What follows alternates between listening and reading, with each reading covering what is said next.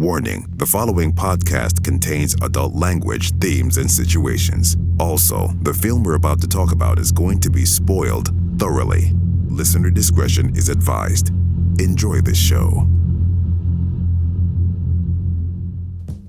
In 2011, Sony Pictures, desperate to hold on to the rights of Ghost Rider, made a movie so unbearably bad that it single-handedly ended the franchise, led to the rights of the character to revert back to Marvel Studios, and forced Nicolas Cage to quit doing blockbuster films for good.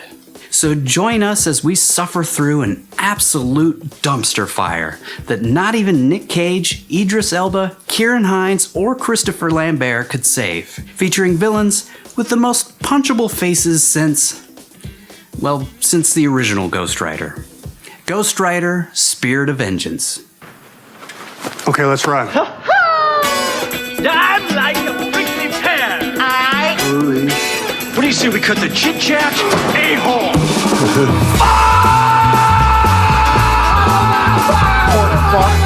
Porker, how'd it get burned?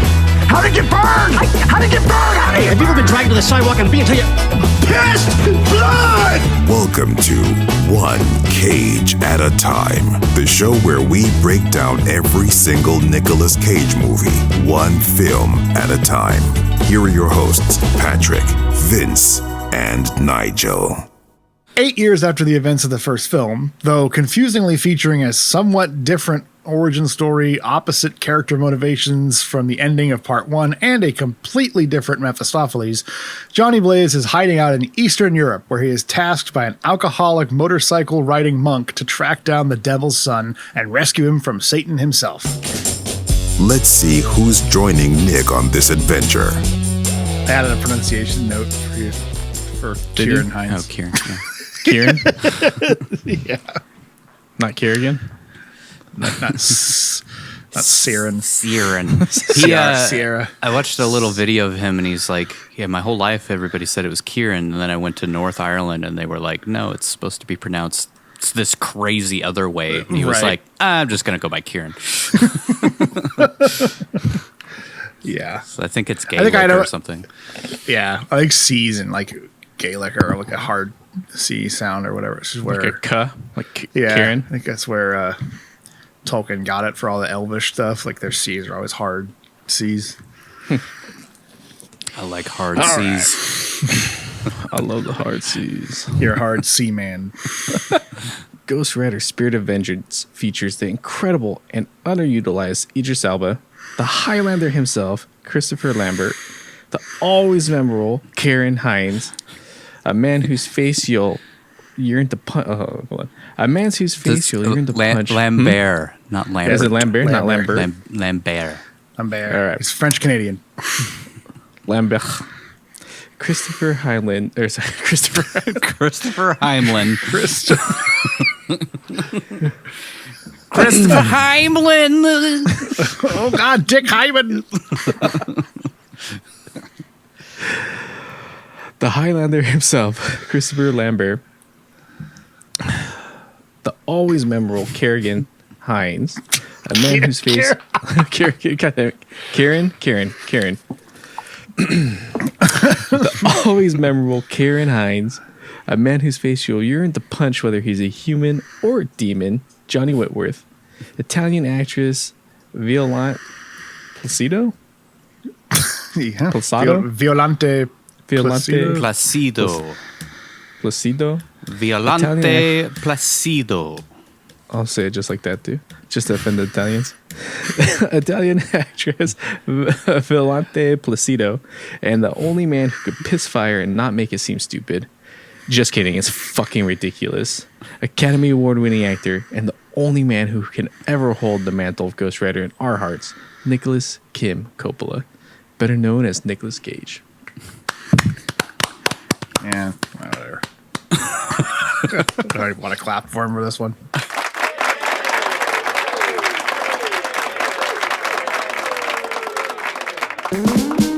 It's time to go over some of the finer details. Ghost Rider Spirit of Vengeance was released on December 11th, 2011 at Butt-Numb-a-thon. Oh yeah, dude. It's apparently a festival that is held by what is it, Alamo Draft House or one of those like theater chains. Yeah, they host it, and Harry Knowles from Ain't It Cool News sponsors it. It's like a celebration of his birthday. But Numathon is it just supposed to be choice. like you sit for a long time and watch movies? 24 it's hours, like, yeah. Oof. You watch movies for 24 hours. Well, I was trying to think of a worse way to watch this movie than This is the just movie they watching put it, on and that would in the be middle of the one. night so you could just sleep through it. Okay, that works. Well, that's the debut. That's the debut. The Was crew's at all that- there and excited. Yeah, I wonder if it was at the very end, and that was like how they sent everybody off after sitting through 24 hours of movies. Well, if you didn't want to kill yourself God. before, you will now. Hopefully, they played the original Ghost Rider right before, so you could be set up to be disappointed. Was released wide on February 17th, 2012. So technically, it came out in 2011, but it actually came out wide 2012, which was the same year that Avengers came out. So Yeah, like if 3 you months before. really 2 think months, about it, I mean, even so, the original Ghost Rider, we talked about it, was like a year or 2 years before Iron Man came out. And then this one came out the same year as Avengers. So it was like, ugh. Like, you just gave us two terrible movies up against movies that were amazing. I think, first Ghost Rider came out like the year before Dark Knight, or like a couple of months before It was Dark 2007, right? Yeah, I was going to say Yeah, 2007. The year before Dark Knight and Iron Man. Knight. Yeah. So, I mean, you know, when you think about it, like the original Ghost Rider was very similar to the style that comic book movies had been up to that point. And I feel like Dark Knight and Iron Man set the bar so high that like they shut down the entire like comic book side of their productions until Spider-Man. Yeah. So No, I mean, even by the 2007, we had like the X-Men series and the Spider-Man series. So there'd been good examples of what they can do. It was, and Ghost Rider wasn't even as good compared to those. So no, there were already ways to compare it to what comic book movies were turning into. And it did not follow suit. Spider-Man 3, X-Men 3. Yeah. Oh my god, that Spider-Man or X-Men 3 movie was like, yeah, I only saw what that were when it you came out. thinking? I rewatched all the Spider-Man trilogies, and Spider-Man 3 is not horrible. If you can ignore the CGI, it's not horrendous, Yeah. and, It is- and it's get just over kinda that crowded and really messy horrible and- dance scene where Yeah. he turns into.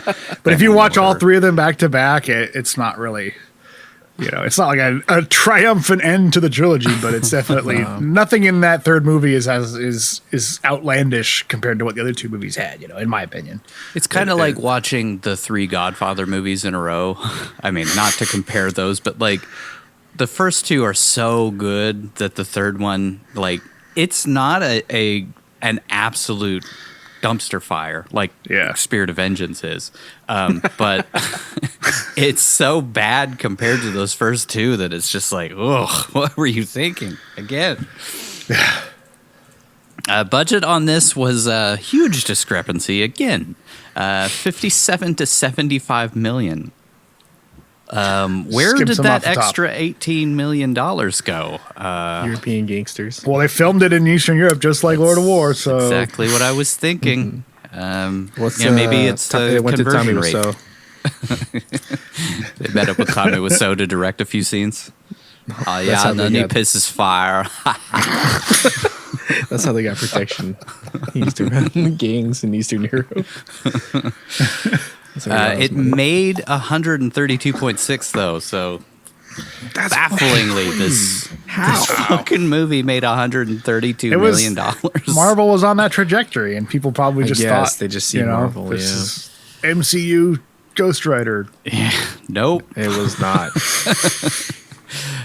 This was directed by the team of Neville Dean and Taylor, who also did the Crank movies, and that's where they got their start. And that's the movie that, like, I mean, that was the sign for me that Ghost Rider was going to be absolutely terrible. I mean, watch 5 minutes of one of those Crank movies, and it's just like Okay, well, now it makes sense. They actually restrained themselves pretty well for this Ghost Rider movie. I think they got reined in because you could see moments of crank in the film, and then it's pulled way the fuck back.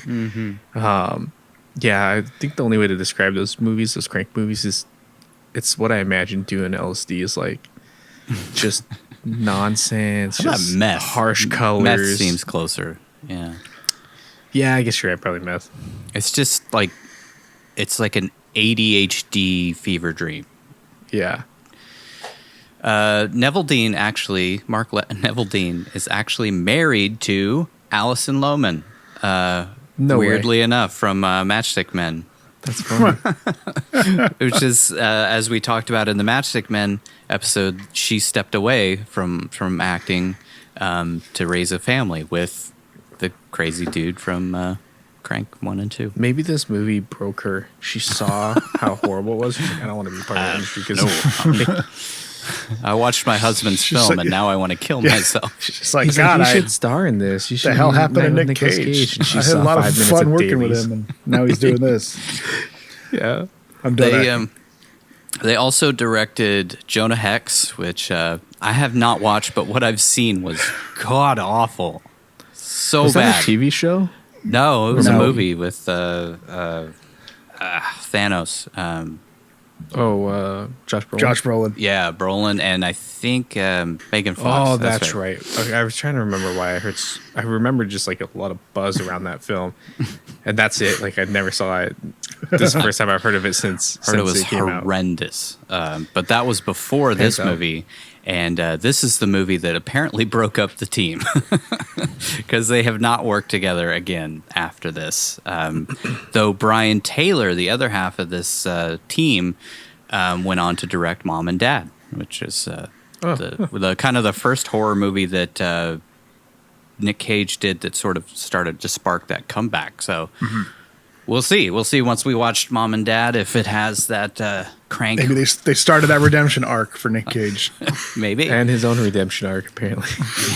See, I don't. Just Yeah, make maybe. So sense. they ruined his career and then kind of gave it the nudge back into Could you stardom. imagine being Nick being sold on? Hey, this is the guy directing this film.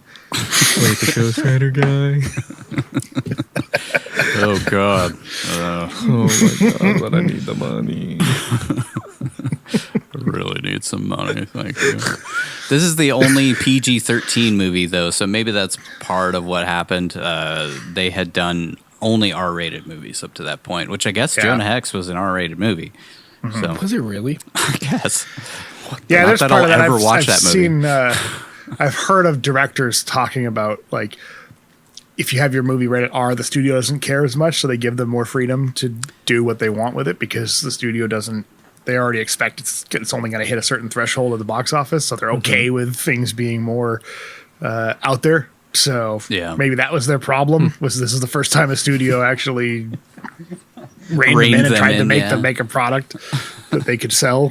I watched the behind the scenes and holy shit, it was a train wreck, dude, from start to finish. Like they didn't even have equipment like 2 days before they were supposed to start shooting because the studio had been waffling on doing 2D or 3D and they needed specific equipment for a 3D shoot and they decided on 3D. And then by the time they ordered the equipment, there were so many productions happening at the time, like Avengers and all of those films, that they couldn't get the equipment. They couldn't source it from the United States. They couldn't get it from Europe. So they had to go to India to get the equipment. And like, thankfully, I forget who, but one of the like producers had a hookup in India and he flew over, got the equipment and flew right back and they started shooting. So, Wow.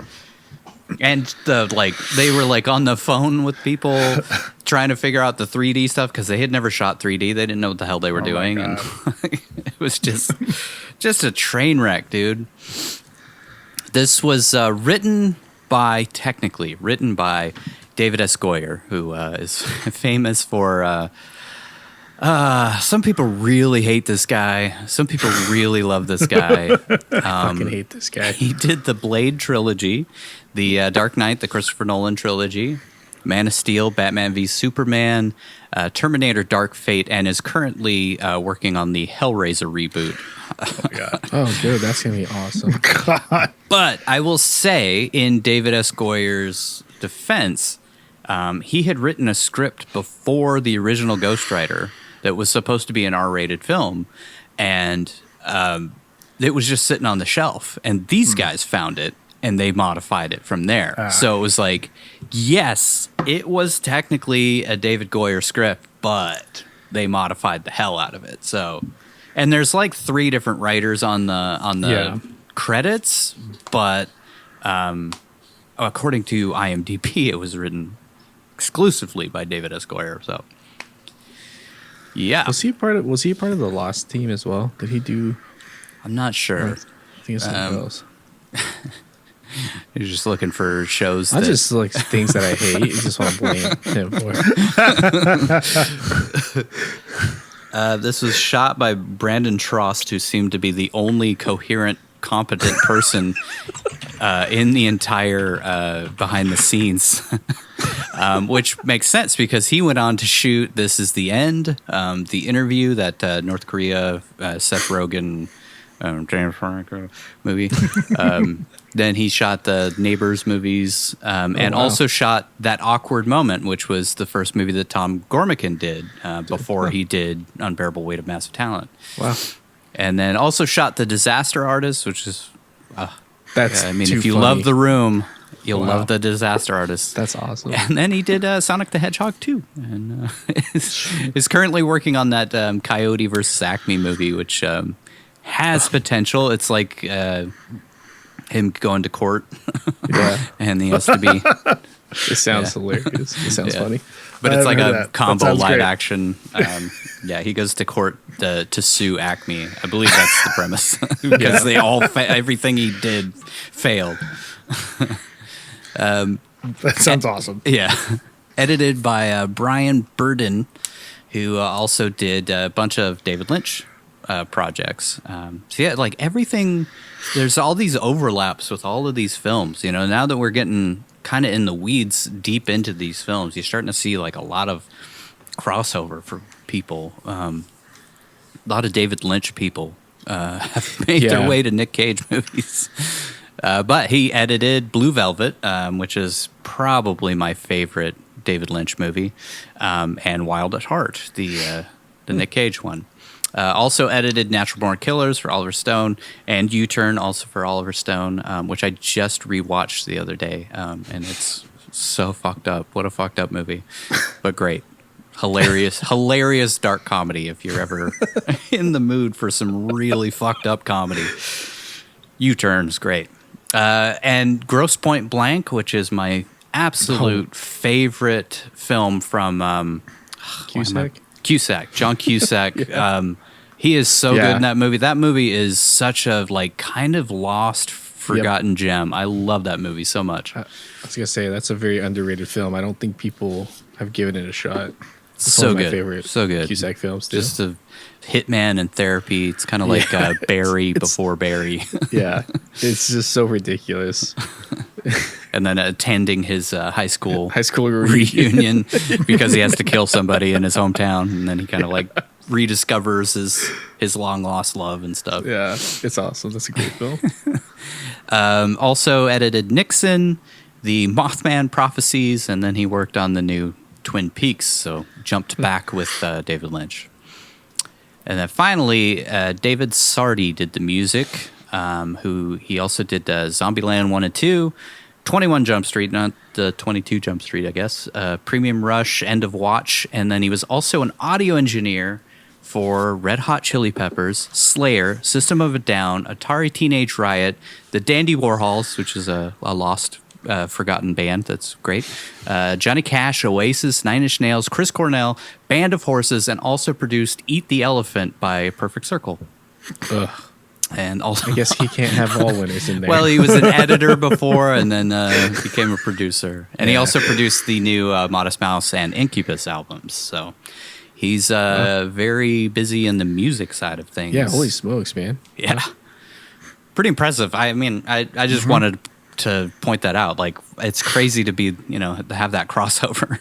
you know, go over and be a huge audio engineer and then jump over and do Zombieland. I don't know.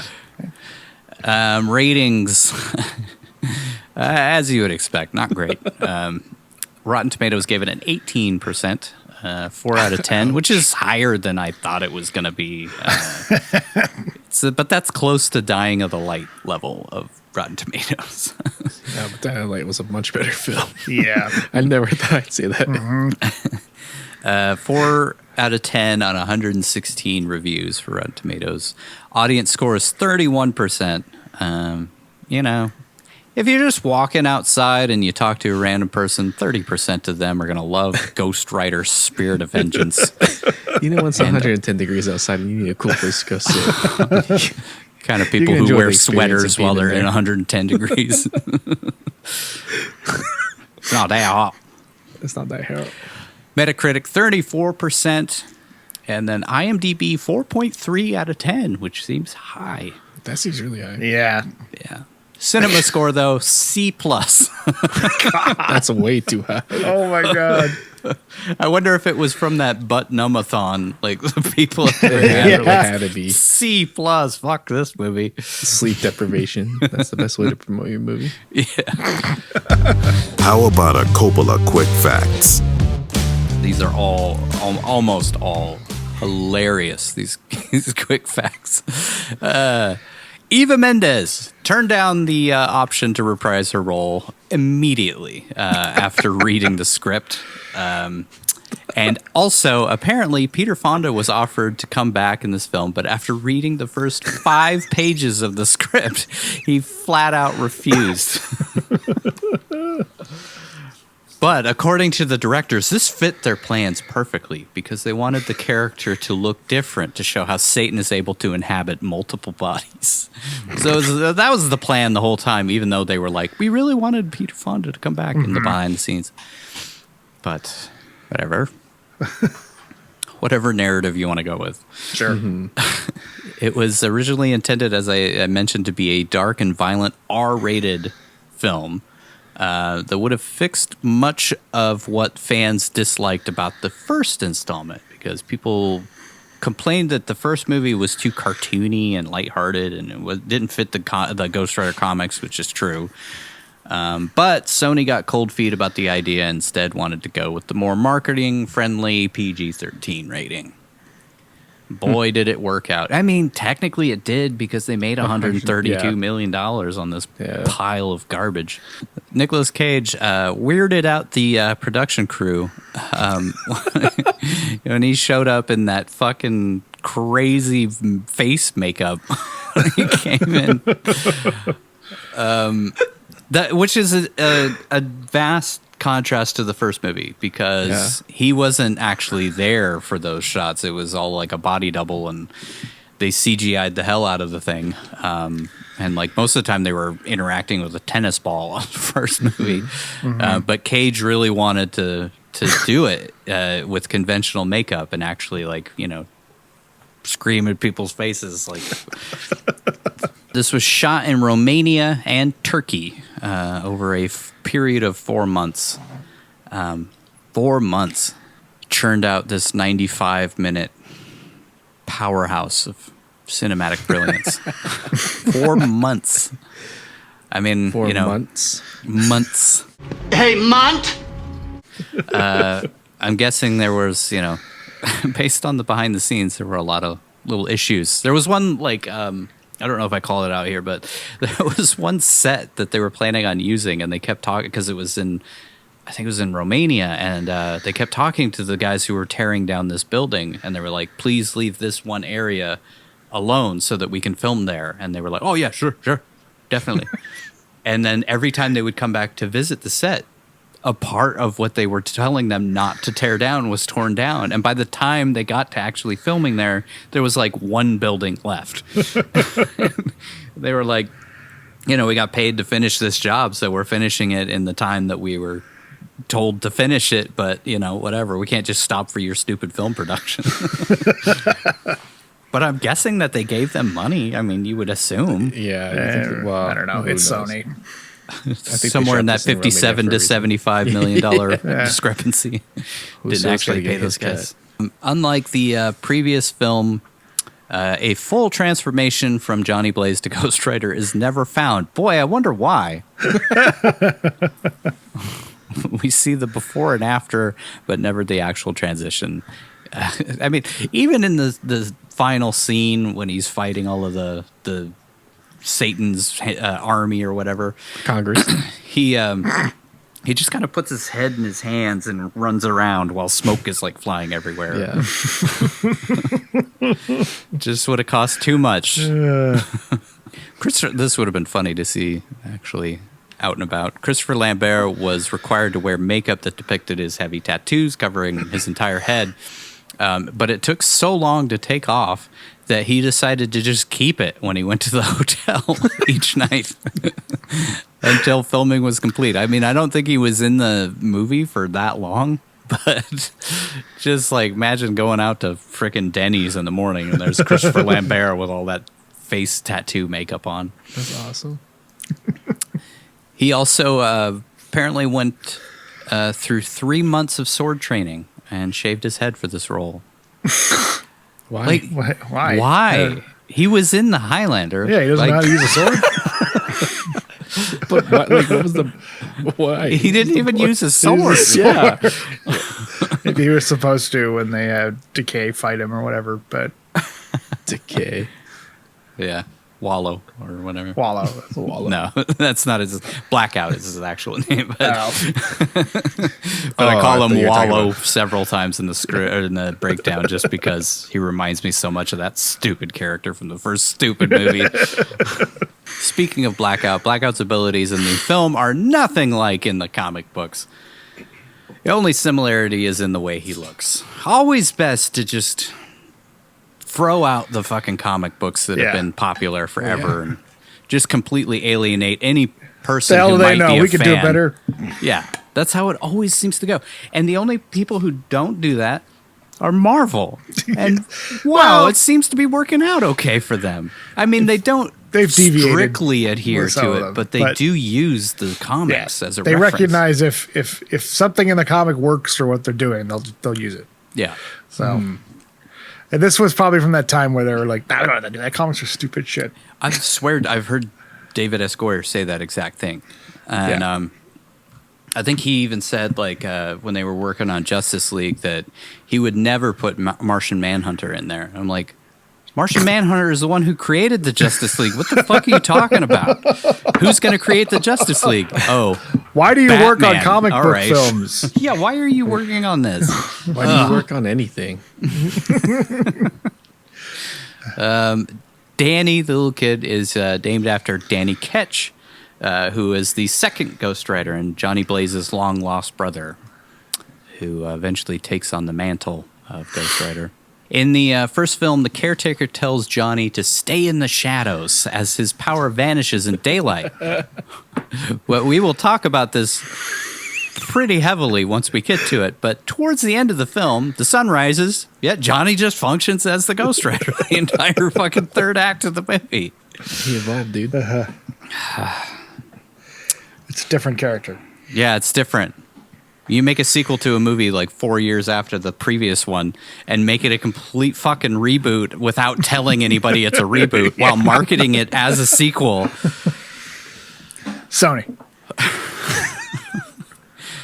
Towards the end of the film, though, when he tells Nadia that he can feel the angel inside of him, that's what they were saying was like that's how he's able to do it in daylight is because he has the angel of justice or whatever the fuck.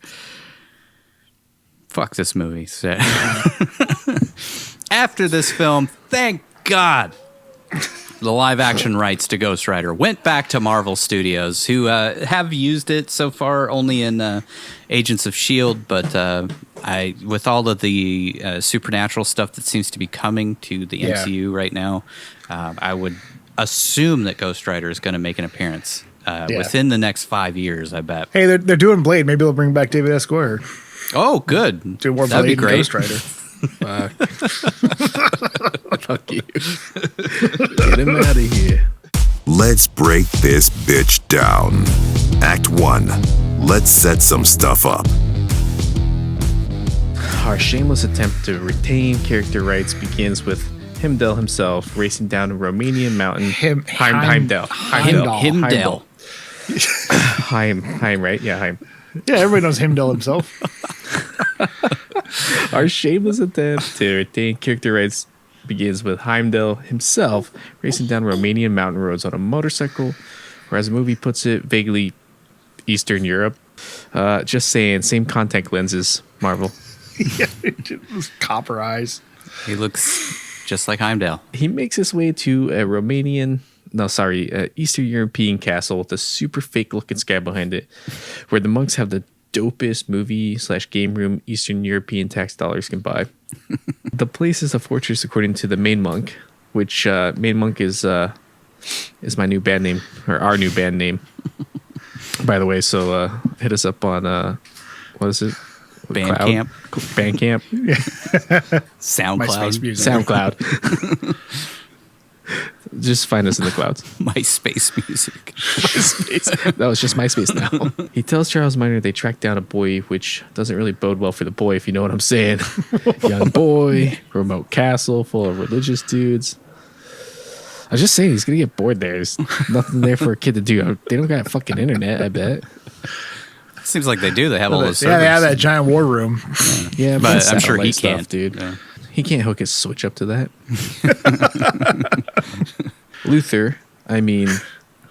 Moreau. I just made a lot of Idris Elba jokes just at the beginning before I have to call him Moreau for the whole rest of the movie. Yeah, I noticed. It's Charles Minor, Heimdall, Luther. Who's Charles Minor? Future James Bond, huh? Who's Charles Minor was his character on The Office. Oh my God, he was on The Office for a minute. Yeah, he was one of the corporate managers. All right, Moreau slips in and out of a French accent while saying the writer must take the boy to the sanctuary, and the main monk calls him a drunk. How would you know if he's French if he doesn't drink wine? That's very true. Certainly can't tell from his accent. Sometimes French, sometimes South African, sometimes British. I don't fucking understand. Yeah, let's take a guy with the thickest London accent you can imagine. Yeah. And have him play a Frenchman. He's a great actor, but he's not that great. Yeah, he was not great in this movie. No, he phoned it in for sure. Well, he probably made some big dollars off of it, though. I mean, this was kind of early in his trajectory, as he kind of took off after this. So you would think he would have tried a little harder. I mean, it's a Marvel blockbuster. Well, he'd already worked with Marvel on Thor by this point, so maybe he was like... Oh, did he? Did he? Yeah, God, that's Thor right. was like Thor, 2010, Wow. I think. So they watched Thor and they were like, "Oh, just put him in those same contact lenses. Bring him over here." Could you bring him with you? Yeah. Just it probably did. So he got to see both sides of how Marvel makes a movie and How Sony makes a Marvel movie. And he's never worked for Sony again. Anyways, Benedict then says once the solstice is over, the boy will be of no use to anyone. Then suddenly the castle is attacked. Soldiers burst in from all sides and some leather-clad doofuses roll into the courtyard and start kicking in doors. We see a woman and a kid attempting to escape a castle, and just before they're shot, Moreau comes to their rescue by parkour jumping down the stairs like a vampire or something. The mom, seeing a black vampire coming at her, shoots at him and takes off with the kid. She saw Moreau. Moreau. Yeah. I told Nigel, I'm just going to call him Monroe. That's how little respect I have for this fucking film. Who cares? Who fucking cares? We see our main goon bad guy of the film, Ray Kerrigan, who is like a dollar store version of Blackheart from the first film, minus the eyeliner. It's like somehow less intimidating version of Blackheart. Yeah, I would just say something. Yeah. Ugh. He shoots Benedict while throwing him to the ground somehow. And the bad guys and Moreau take off after the mom and kid. shoots behind him or something, pulls the guy down. I wish you were exaggerating, but that's exactly what happened. You just hear the gun go off, and it's kind of pointed towards him a little bit, like in his general direction, and it kills him, I guess. But it's the fucking movie. Wasn't that guy Giles from Buffy the Vampire Slayer? I think so. Yeah. It's like, he's been in oh, all cool, the he's in things. this movie. Like, Not the movie anymore. He's gone. He so badly didn't want to work with Josh Whedon again that he turned down Avengers to do this film. Anyways, the bad guys and Maru take off after the mom and kid, but Kerrigan shoots out Maru's back tire, which triggers the first warning sign that this movie is going to be absolute trash. We see a comically ridiculous shot of Maru flying through the air backwards in slow-mo, where we start on his eyes in a close-up. Then he flips himself around in midair and shoots out the bad guy's tires, causing them to flip while he falls to his death off a cliff. No, he's like totally fine. That doesn't kill him.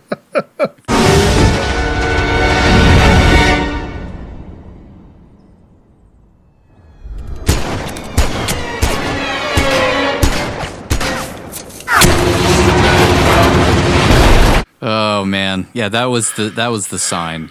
It was like, oh, it seems kind of campy to start out with, and then that happened, and you're like, oh, okay, this is gonna be an absolute shit pile. Buckle up, buckaroos. Next, we then see a montage of how Johnny Blaze became Ghost Rider, which starts with a cartoon version of him doing a flip with his ass hanging out. Then a shittier $10 version of the contract signing scene from the first film with a different devil, since Peter Fonda read 3 pages of this POS and bailed. Then Johnny smashing a beer bottle to cut his hand and splashing blood on the contract to save his dad's soul. So A different Johnny, too. Yeah. Didn't get that 40-year-old kid to come back. The first movie. No, it's just Nic Cage. I think it was I think it better, was somebody else, I thought. more comic accurate. You remember when we talked about the first movie, they kind of wanted to. I mean, especially Nic Cage didn't want it to be as dark and didn't want the character to be as dark as in the comics. And this one, it's like, he's just slicing his hand open with a beer bottle, which is actually a better, more accurate version of Ghost Rider than the stupid, I accidentally slipped and got a paper cut, and that's how I signed the contract. And then I eat jelly beans out of a martini glass the rest of the movie. Want some jellies? I wanted to see a scene of him laughing at monkeys on the TV at some point. Laugh like a human while you're watching the monkeys.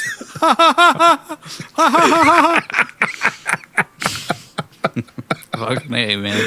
I'm the Ghost Rider. I'm the Ghost Rider. I'm the Ghost Rider. Just kill me, please. I can see why they changed some aspects of the first movie, but they didn't do better. That's for sure. They did. They did not. Okay. In a horribly delivered, campy as all hell monologue, Nic Cage explains that in the presence of evil, he became possessed by a monster and preys on the wicked by sucking out their souls. Never any mention of the penance stare, devil's bounty hunter, being able to recognize innocent from evil, or any of that stuff. Just completely omitted and changed for whatever reason. Instead, he says Ghost Rider would suck your soul out for a cheeseburger. Wait, no, that's a different film. He'd suck your soul out for a white lie or an illegal download, which, fuck, I better delete that porno I downloaded last night.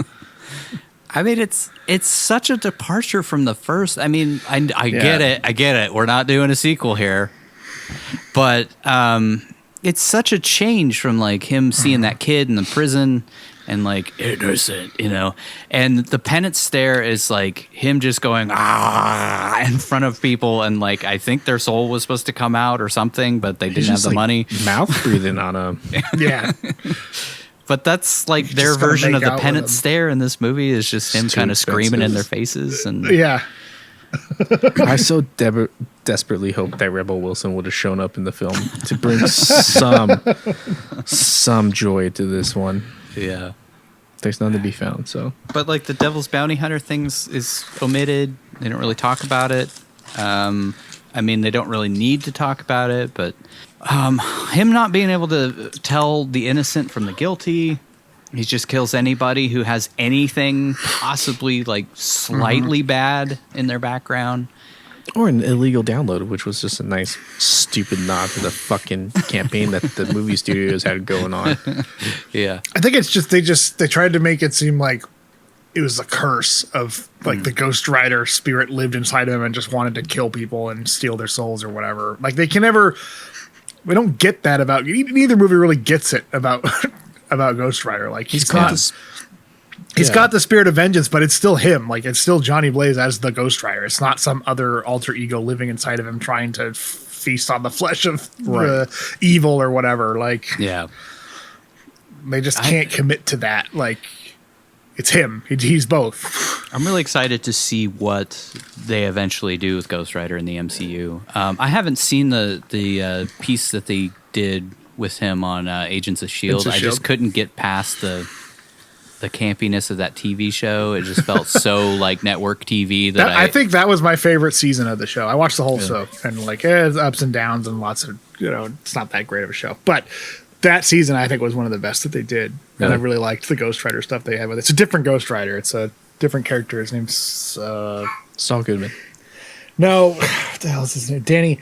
Not Danny. Is it Danny Ketch? No. Robbie Reyes. Oh, okay, and in the comics, he's a teenager. Oh, yeah, that's right. Who his uncle is like this murderous guy, and like it's a cool. The comic's really cool too. But makes me wonder if they would bring Johnny Blaze back. Just it seemed like that's bring what they Robbie were doing. Reyes back into in one of the movies or something like that, and then Cage shows up for a second. That'd be and awesome. there's a scene in Agents of S.H.I.E.L.D. where they're doing his origin and they show that he gets in a car accident and then like the Ghost Rider, Johnny Blaze, assumingly, walks up and you don't see who it is. You just see his boots walking up and he transfers the spirit of vengeance into him or whatever. So they left it open even in there. Like Johnny Blaze exists, but we don't know who he is and we're not going to tell you or show you. So right on. Well, I'm suddenly excited about Ghost Rider again. It was supposed to be a show. They were making a show for Hulu with that actor playing Robbie Reyes, Ghost Rider, but then they got canceled when Marvel Studios got the rights to all of the TV shows and stuff, and they axed all the plans they had been doing because they needed to adapt it for their own stuff. I mean, if we're doing Deadpool is going to come into the MCU as an R-rated film, could we do a Ghost Rider movie that's R-rated? That would be awesome to see. Yeah. We'll see how that works. Take a shot now. Blade's going to be PG-13, so... Is it? Yeah. Which is, I mean, you can do vampires. I think you can, but it would be so much better if it was R-rated. So we'll see how Deadpool 3 turns out. I think that'll be the big experiment for what they... I mean, you can guess already so. watch R-rated stuff on Disney+. They have Logan and stuff on there. Not if I have anything to do Deadpool with movies. Are you one of those parent activists? Yeah, I'm not even a parent. I'm just an activist. Mothers against free choice. Mothers against free will. Okay. All right, do we have to keep going?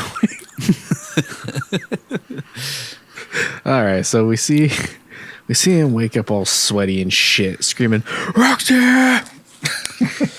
Oh wait, no. Eva Mendes also read the script and decided, nah, fuck that shit, and instead did A Place Beyond the Pines, which is actually a really good choice on her part. Like, excellent choice.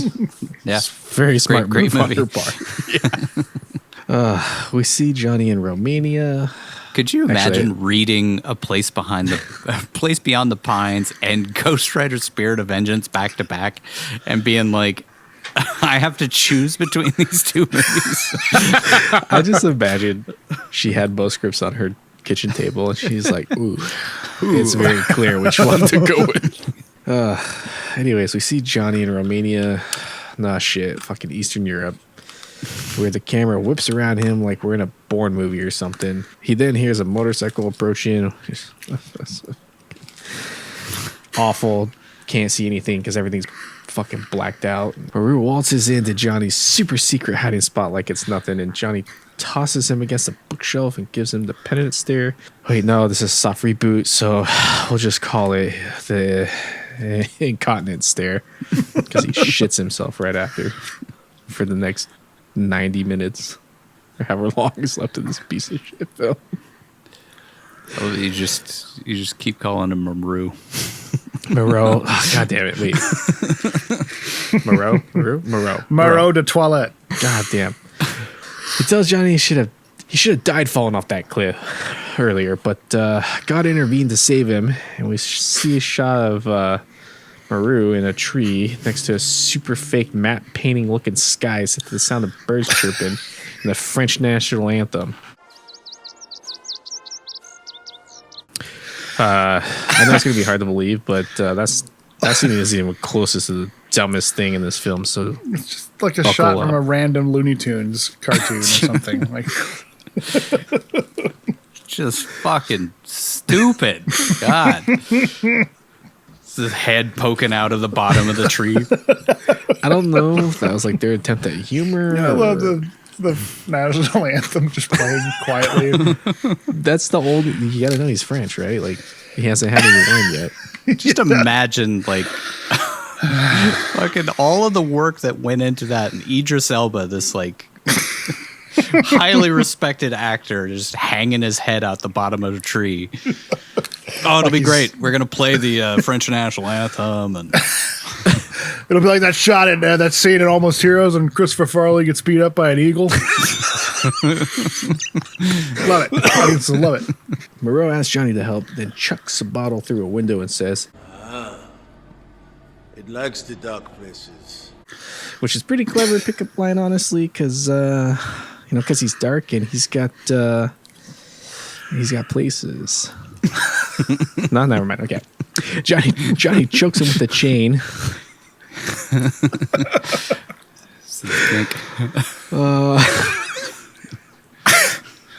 And Moreau tells him he needs his help to track down a boy, and in exchange, he'll help him get his soul back.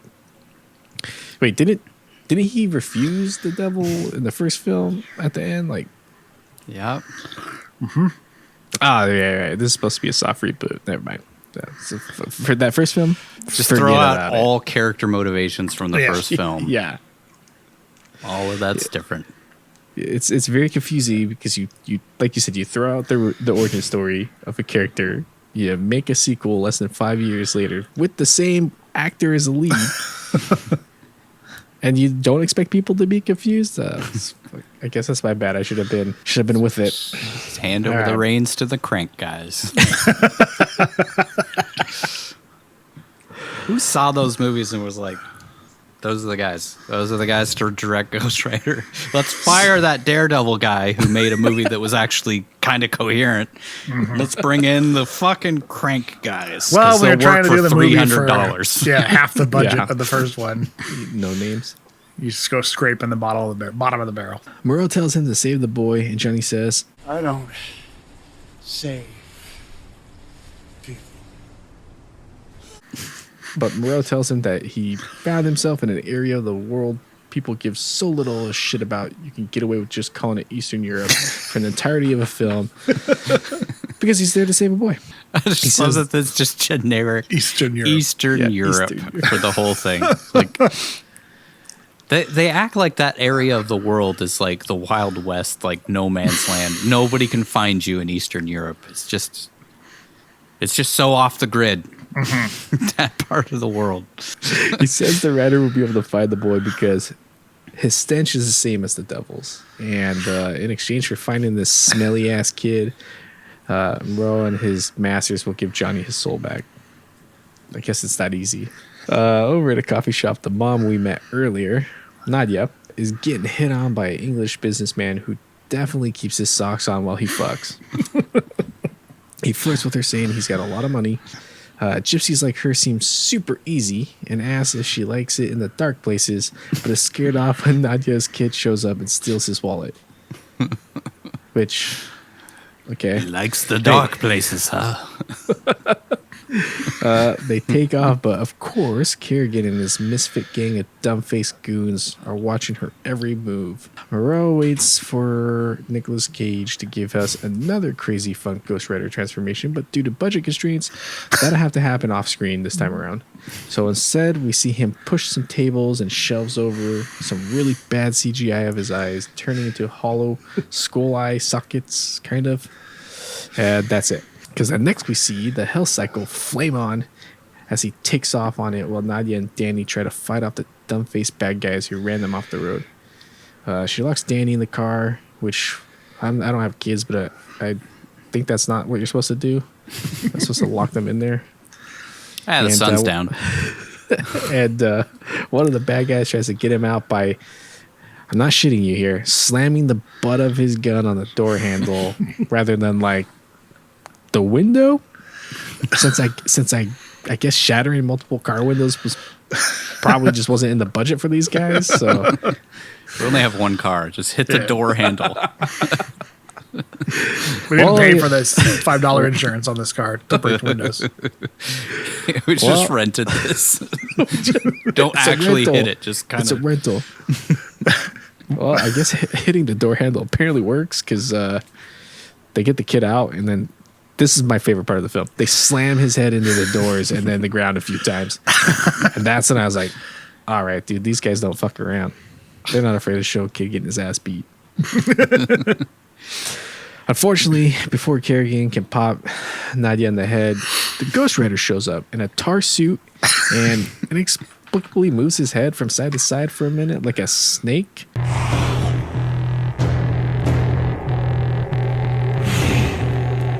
Before doing the Black Panther salute, the fist in the air one, not the Wakanda Forever thing. That was a Nic Cage thing. He's like, he wanted the monster to embody him, so that was the way that he showed the monster embodying him. Was doing the Black Power salute? No, the snake head. The snake thing. Which he does quite a few times in this movie. A lot. And I don't know if it was like this for you guys, but I couldn't really tell what the fuck he was doing. He's just kind of like moving around. I couldn't tell if it's just bad CGI and they just didn't getting into Ghost Rider. I mean so this time around, as every move that you see the Ghost Rider do was a Nic Cage thing. So the performance can 100% be blamed on Nic Cage this time around. Yeah. Unlike last time when it was just a computer generated cartoon, the whole movie. Yeah. I will say I like the look of the Ghost Rider better in this one. It was, without it, the skull being like white, but they went for more of the like, now it's been some time and now the skull is charred and tarnished. But the CGI was not great. The fire effects weren't as good, I don't feel like. Yeah. I thought he looked all right. I didn't like that he was covered in like burnt tar. It just looked I didn't like the outfit, just the head. The head is better. Yeah, that part the outfit was weird because it's like, well, why the fuck would his flames affect? Look like something Rammstein would wear on stage, Mm-hmm. Damn, I wish we would have watched Rammstein instead of this fucking thing. I also like the Hell Cycle better, being a real motorcycle instead of that stupid thing that they put in the first movie, which I guess, is more comic accurate, but like it looks so ridiculous in the first movie. Yeah. And it sounds like a weed whacker in the first movie, and it actually sounds like a motorcycle in this one. Yeah. And they had that kind of like, anticipatory sound when the Ghost Rider's showing up that was like the weird predator noise going off around them, which was kind of cool. Yeah. Some aspects of this are definitely better, I feel like. Not many. Yeah. Very few, but some. Well, nobody seems all that shocked to see a flaming skeleton man. But once they start shooting at him, he whips out his chain and melts the goons in second flat while continuing to shake his head from side to side. Just, this is the beginning of where my life turned into a living hell, trying to fucking track how many people he killed. I mean, he could he have just killed people like that in the first movie? Because he kills the fallen angels or whatever the hell they were in the first movie with the chain like that. So, but these people, like the humans, they just melt immediately. Yeah, they just was hitting them with hellfire, so it makes sense. I just assumed Thanos snapped and this guy's just turned into dust. We see him run at a dude in a super dumb sped up shot.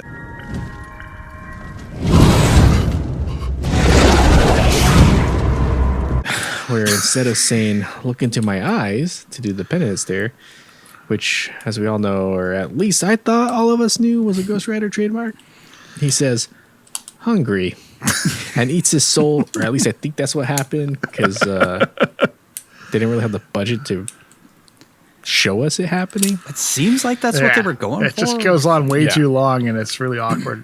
Yeah. And the guy looks like the innkeeper from Fellowship of the Ring. The guy who runs the prancing pony. Like, that's all I thought about was It probably was. Butterman or Butterbur or whatever the hell his name is. Yeah, so anyways, instead of doing that, he just opens his mouth for a while, and the guy just like falls on the ground and evaporates or some shit. Don't fucking know. Couldn't tell you. They don't show what happens after these penance stares, their version of the penance stares in this one. So I guess it was supposed to be like last time where they fall on the ground, their eyes are burnt out or something. But this guy just seems to just turn into embers, like fly up when he falls to the ground. Yeah. Which happens off screen, of course. So Ghost Rider kills the next dude, just sort of throwing him to the ground, but is stopped by Kerrigan shooting him with the slug thrower, whatever the fuck that is. It's like a shotgun with a 203 attached to it. So, like in Star Wars, because I'll make it about Star Wars, they have slug throwers just refer to like guns that fire bullets, Slugs. like ballistic slugs. Yeah, like not instead of lasers or whatever, blasters. So I was like, did he really say slug thrower? Like, I haven't heard that outside of a Star Wars context, but like Maybe I rewound it and looked. I'm like, yeah, he says slug throwers. Yeah, he says and slug thrower. it's basically like a shotgun. That he It's a uses. shotgun with a 203 attached to it, so that shoots these 40 millimeter grenades. Which, why would you stick that on the bottom of a fucking shotgun? But whatever. Who the fuck? I'm no to shoot tactician. Ghost Riders with. I'm just a guy. To shoot Ghost Riders with, man. Obviously. Yeah. When you don't have a javelin, you get a slug Not thrower. yet. Yeah. Not yet. It just all gets jokes worse and worse and worse the whole way through. God. He and his goons take off with the kid, and we cut to Johnny Blaze waking up in a hospital where he like weirdly flirts with the nurse and begs for some morphine or at least some of his lucky crack pipe, which is a little callback to Bad Lieutenant. You guys should watch that. You know, It's a better movie. watch us Watch break anything. it down. Watch any movie we reviewed more than this. No. Just watch our Don't breakdown watch of it. Prisoners of Ghostland, though. Don't watch that. Don't watch our review when it comes out. Or no, it'll be out by the time this comes out. Were you going to make the case that Prisoners of the Ghostland is better than this movie? Yeah. But Oh I'll save God, it. no! I'll say Don't, it. Yeah. don't you dare!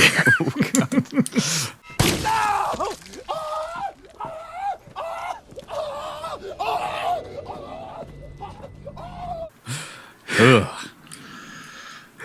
nurse I says- definitely enjoyed this movie more than Prisoners me of the too. Ghostland. Not me. This movie went by a lot faster than Prisoners. Yeah. Prisoners felt like a 6-hour film. Felt like somebody just like poking me the whole time. At least And I not had in a fun good way. stuff to look at with The prisoners. symbolism. There's symbolism in it. You see the symbolism? Huh?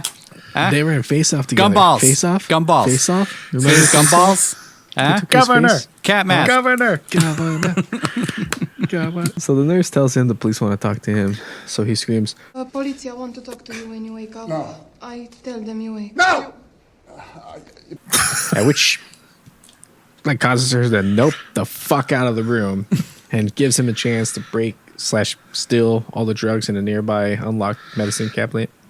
Just in the room with him. Eastern They're Europe. in Eastern Europe, you know, it's the Yeah. Wild West. This is where that guy, that Romanian doctor, works. Same hospital from dying of the Cornish.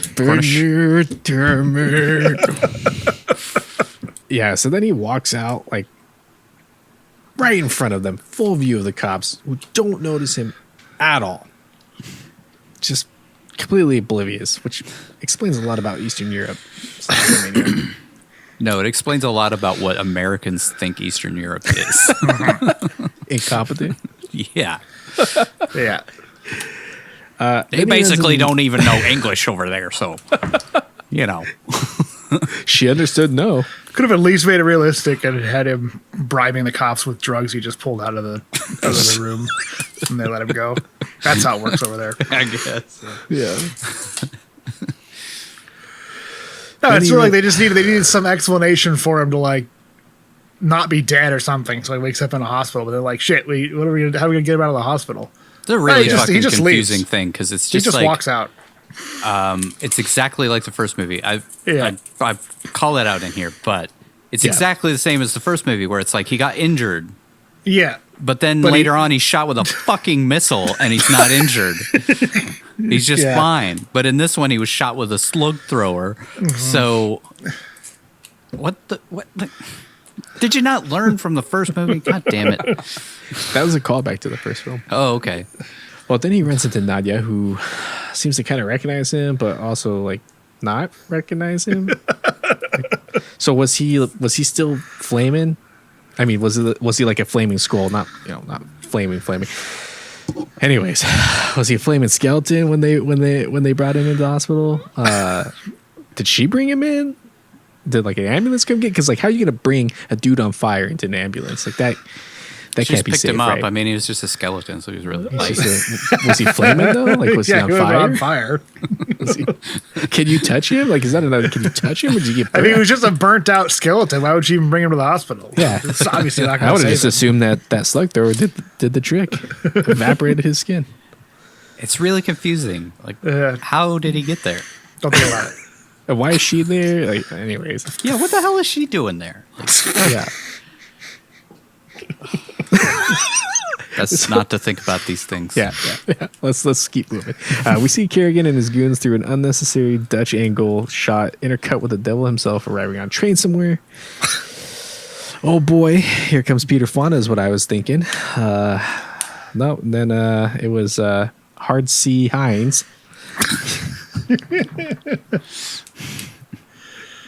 It's Ciaran Hinds, who is great in everything he does, except for this film, which is no fault of his own.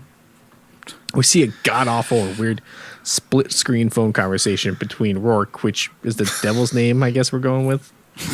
Not Mickey Rourke, just Rourke. Well, it's like Rourke with an A, and they pronounce it different ways throughout the movie, like Rourke, and sometimes Moreau calls him like Rourke. And he's French, you see. Yeah, it's because he's France. Rourke! I just kept picturing, why didn't they just have Mickey Rourke play him? That would have been better. It would have been a lot better. Way better. It's just Ciaran Hinds making stupid faces for the next fucking 90 minutes or whatever.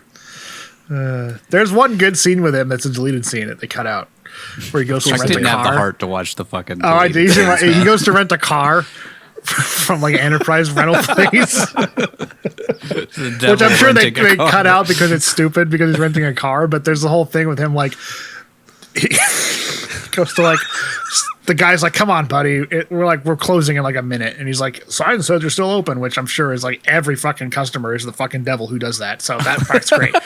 But he like makes him fill out the contract to sign the car, and then he like negotiates the rate down to like 50 euros a day or something, and it's like 65 normally, and like he gets into this thing about how he likes to negotiate, and then the guy tries to scam him and sets the price at the normal thing, and he reads the contract and he's like, "This isn't the price we agreed upon," and then it's just like and then he kills the guy, dude. But it's such a good you should see that deleted scene, because it's actually like it shows him being sinister, and he's like, "The devil's in the details." This sounds fucking stupid, dude. It sounds even dumber than the rest of the movie. Just devil the concept goes to of the devil car. That's a great skit. The crank guys are like, send him to the fucking rent-a-car. That'll be great. We only have 90 minutes to work with. Let's send him to Enterprise and fucking fill up 5 minutes with him renting a car. 5-minute scene renting a car. Oh, damn, dude. Okay, so we have this split screen of this conversation going on, right, between Rourke and Kerrigan, and all Kerrigan's half shots are like centered squarely on his crotch for some reason. I fucking get it. And then there's like a bunch of unnecessary mass split screens with stupid transitions.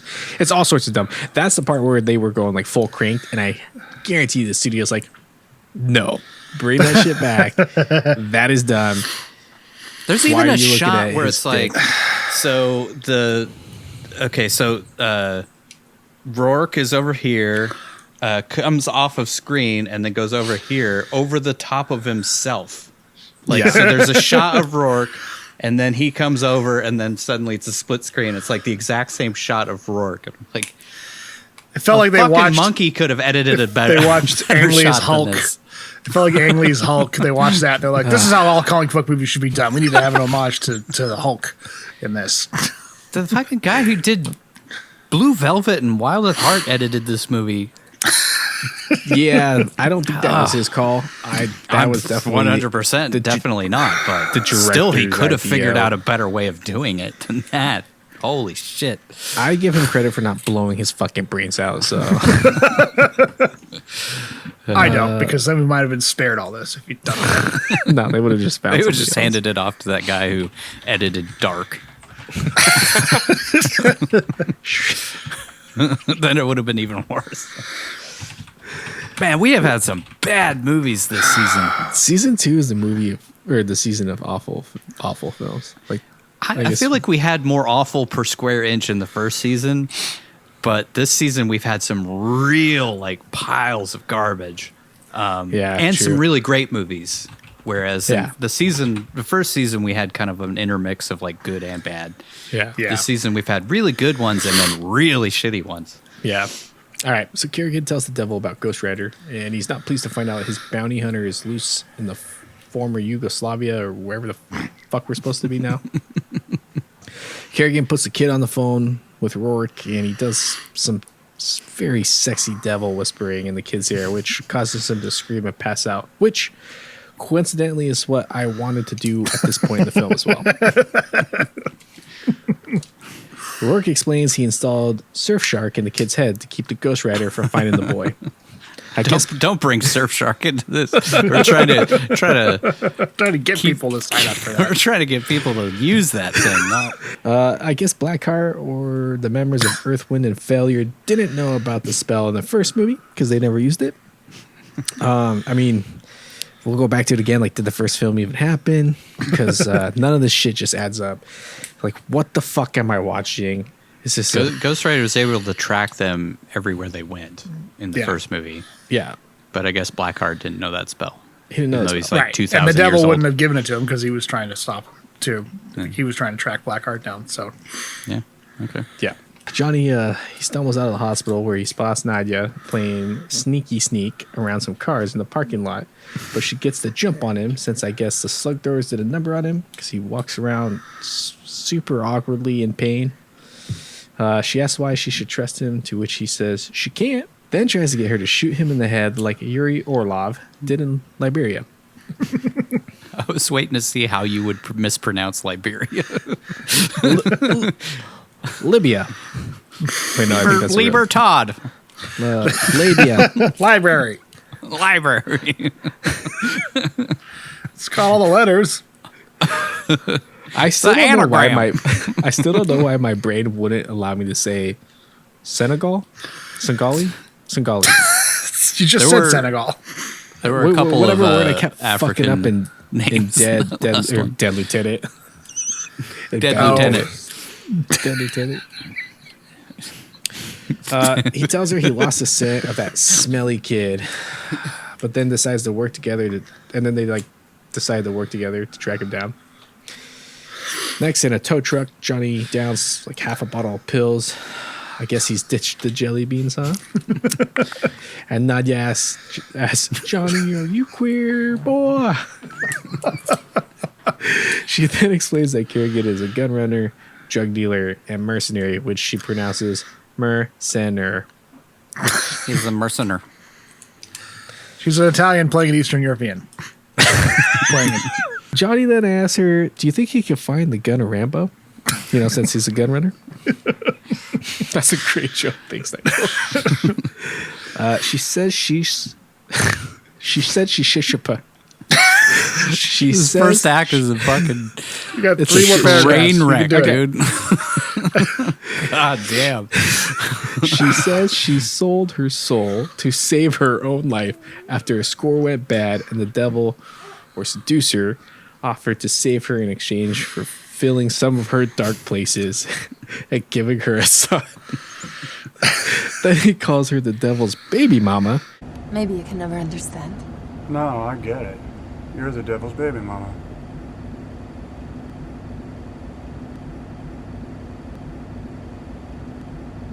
Which is dumb, and says, I guess that explains why Moreau wants Danny so bad. Like, why are there so many of these weird pauses from Cage in this movie? I think he was trying to sabotage this movie because he hated it. And like the, me, I the think directors he's are just done with so... it.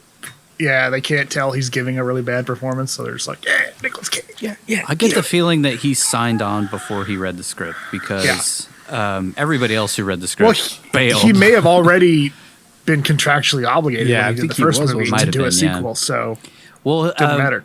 In the Wikipedia, it said that he had expressed interest in doing another one, and so that was why Sony greenlit another one. And then it turned into this, and I gotta wonder if he was already signed on. He had to be. Yeah. Even he, I mean, we talked And it's about not it. like a Paul Schrader film where you can just fuck off to Las Vegas for a couple of days because he doesn't want to do the movie. Yeah. It was Sony. He didn't want to burn those bridges.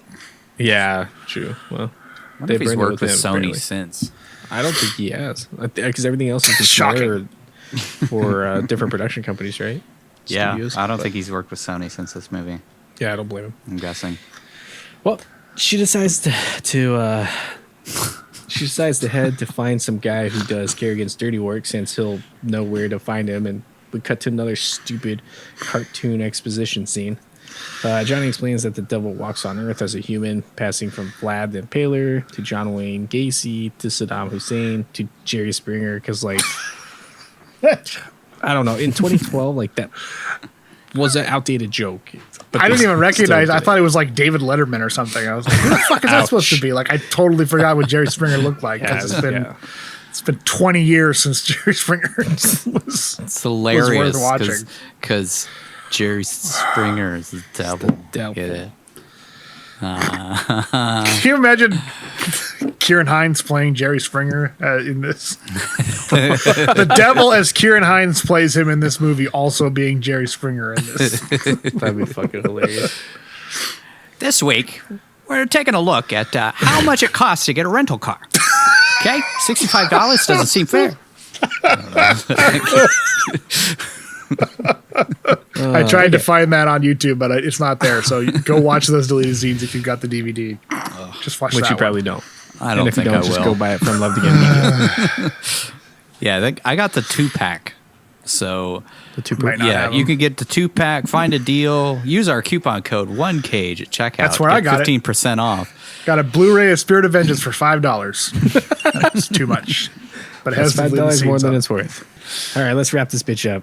At least this act. Finally, he says the devil passes from body to body, looking for the perfect fit, because on Earth he's weak and needs other to do his bidding, because he uses his powers, it makes it weaker or some shit. I don't fucking know. That's the end of Act 1. Good luck, Nigel. First 3 hours of act God. done. Act 2. Let's get some motivation up in this thing. We cut to Kerrigan and the Greasy Boys, where Devil Kid unbuckles his seatbelt and then grabs the wheel for a second and then rebuckles his belt, forcing all these non-seatbelt wearing idiots to get knocked out when the car crashes, but he's totally fine since he obeyed basic traffic laws. He climbs out of the car, and 2 of the goons give chase while the other roasts like a fat marshmallow and the car explodes. So they didn't have a rental car budget. They just blew up the car. They catch up to the kid. It'd be funny if it was Thanks- the same car that they were not hitting. Don't break the window. We'll have one We car. gotta blow it up later. They catch up to the kid thanks to him cracking his ankle, which miraculously heals later in the film when he becomes Satan or whatever.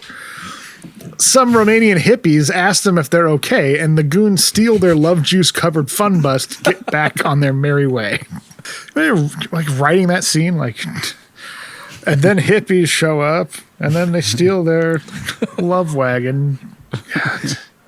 Why? It doesn't fit in the movie. What the fuck? Because it's funny, you see, because they're hippies. Yeah. And they ask them if they're okay, and then they just steal their van. and it's funny because these guys are bad, and they're riding around in a hippie van in the middle of Eastern Europe.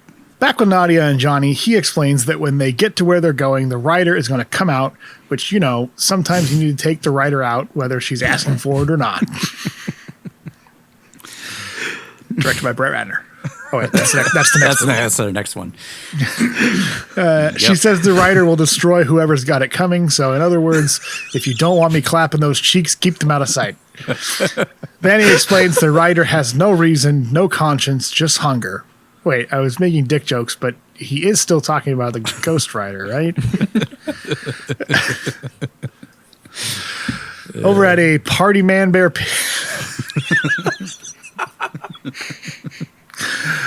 Over at a party / man bear pig fight club inside a missile silo or something, we see it just seemed like they could just film wherever they could, like just film like, oh, we got to do shoot a rave. I don't know, an old abandoned Soviet missile silo we're decommissioning. Oh, we'll film it there. That's fine.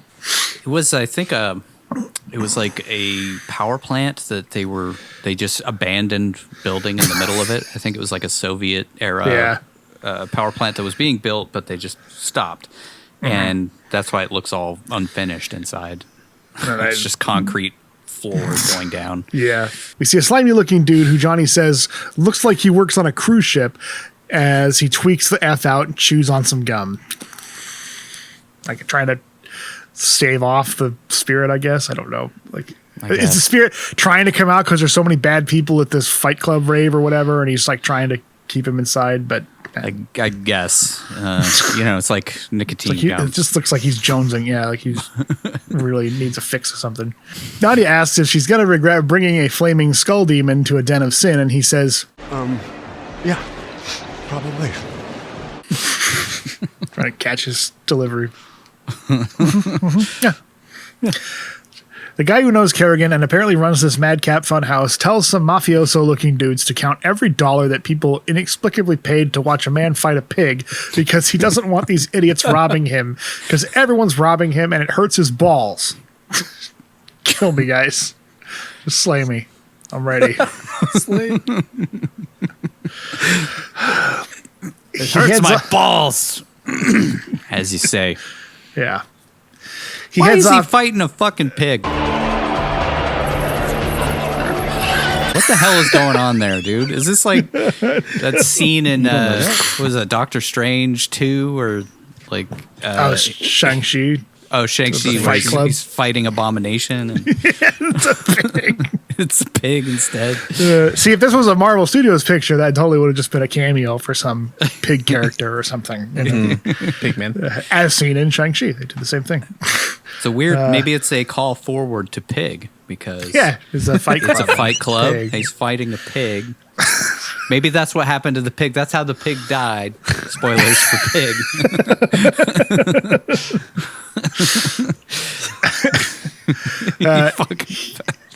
God damn it.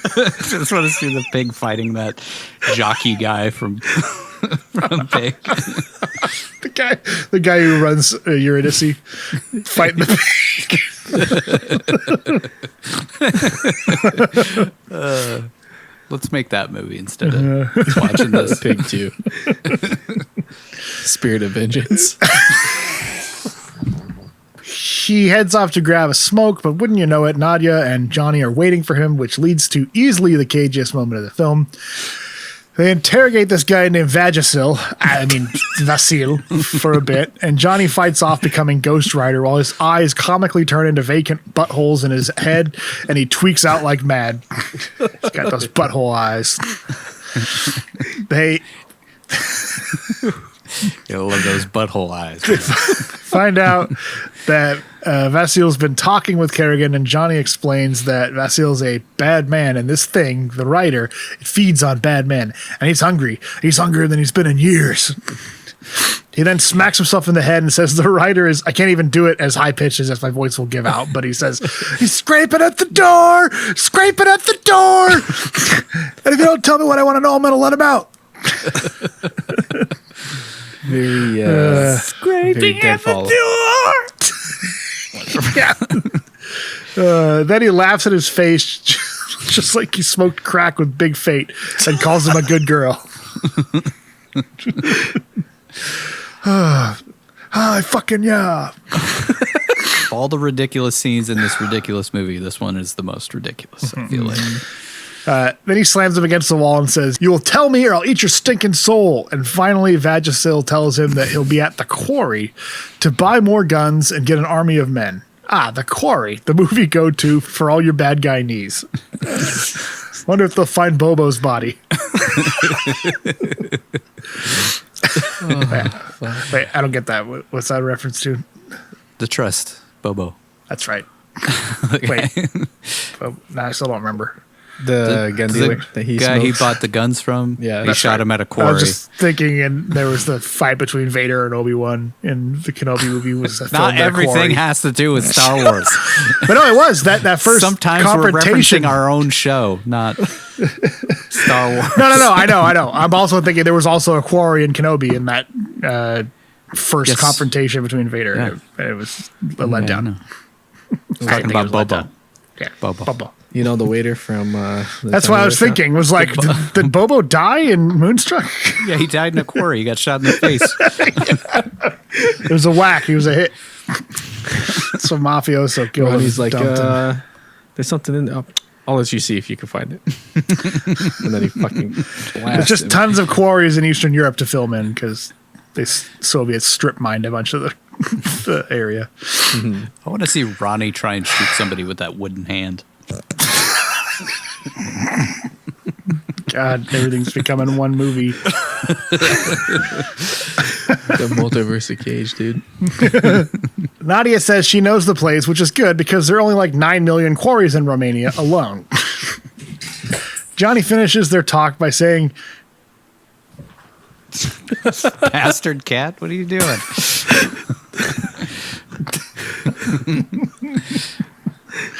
Scratch on the fucking couch. God. Yeah, He just tore into the room to do that and then tore back out again. Johnny finishes their talk by saying, you're not going to mention this conversation to anyone, are you?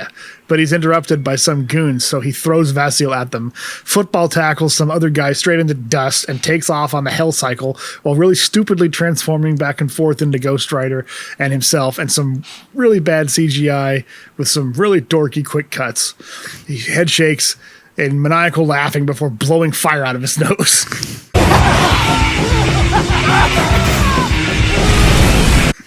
Again, another thing the Crank guys do in their fucking films. Yeah. Fucking that. I think that's my least favorite, like the dumbest. I know, Nigel, you have a very... you have one in particular, but...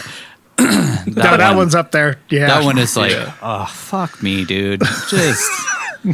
fuck you. How can we make this as stupid as possible?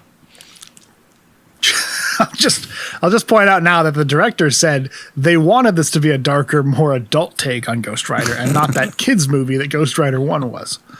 I say that now because right after that ridiculous scene we just witnessed, we're essentially treated to a 5-minute long Roadrunner cartoon.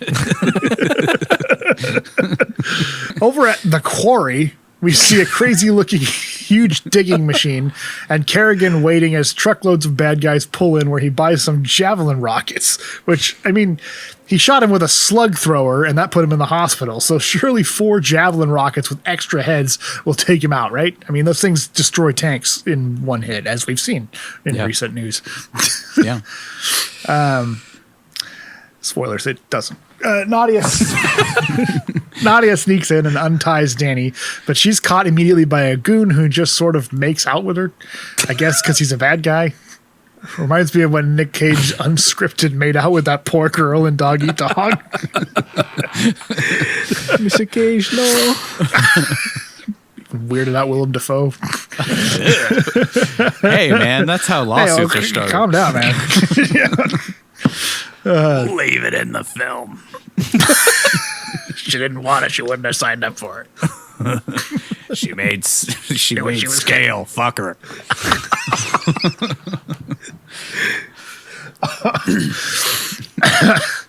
Suddenly, the Ghost Rider arrives, which distracts the goon, so Nadia shoots him and they escape. Kerrigan shoots a javelin missile at him, which, by the way, destroys tanks, busts bunkers, and levels buildings, and scores a direct hit. They all laugh to celebrate, and also they're firing it like 100 feet away. Like the concussion blast of that probably would have killed all of them too. Yeah. Those things need some lead time. Like they have to like shoot straight up basically, and then they come down. So Yeah. I don't think you can shoot something from like 100 feet away with a javelin. They all laugh and celebrate, but of course the Ghost Rider is completely unharmed. Same convenient plot device as the first movie. He's stabbed and is injured in real life, but later the entire police force unloads on him and he's fine. This one, he's hit with a rocket. Ghost Rider starts going to town on the bad guys with his chain, but is interrupted by a flash grenade, which causes him to get knocked out, I think. And he spins in the air like a cartoon character for a minute. He was just hit with a fucking javelin missile, but a flash grenade slows him down. You ever What get hit by a flash grenade? ever-loving fuck is going on in this? Like, what is Anyway. the logic in this movie? Just Yeah, I don't know.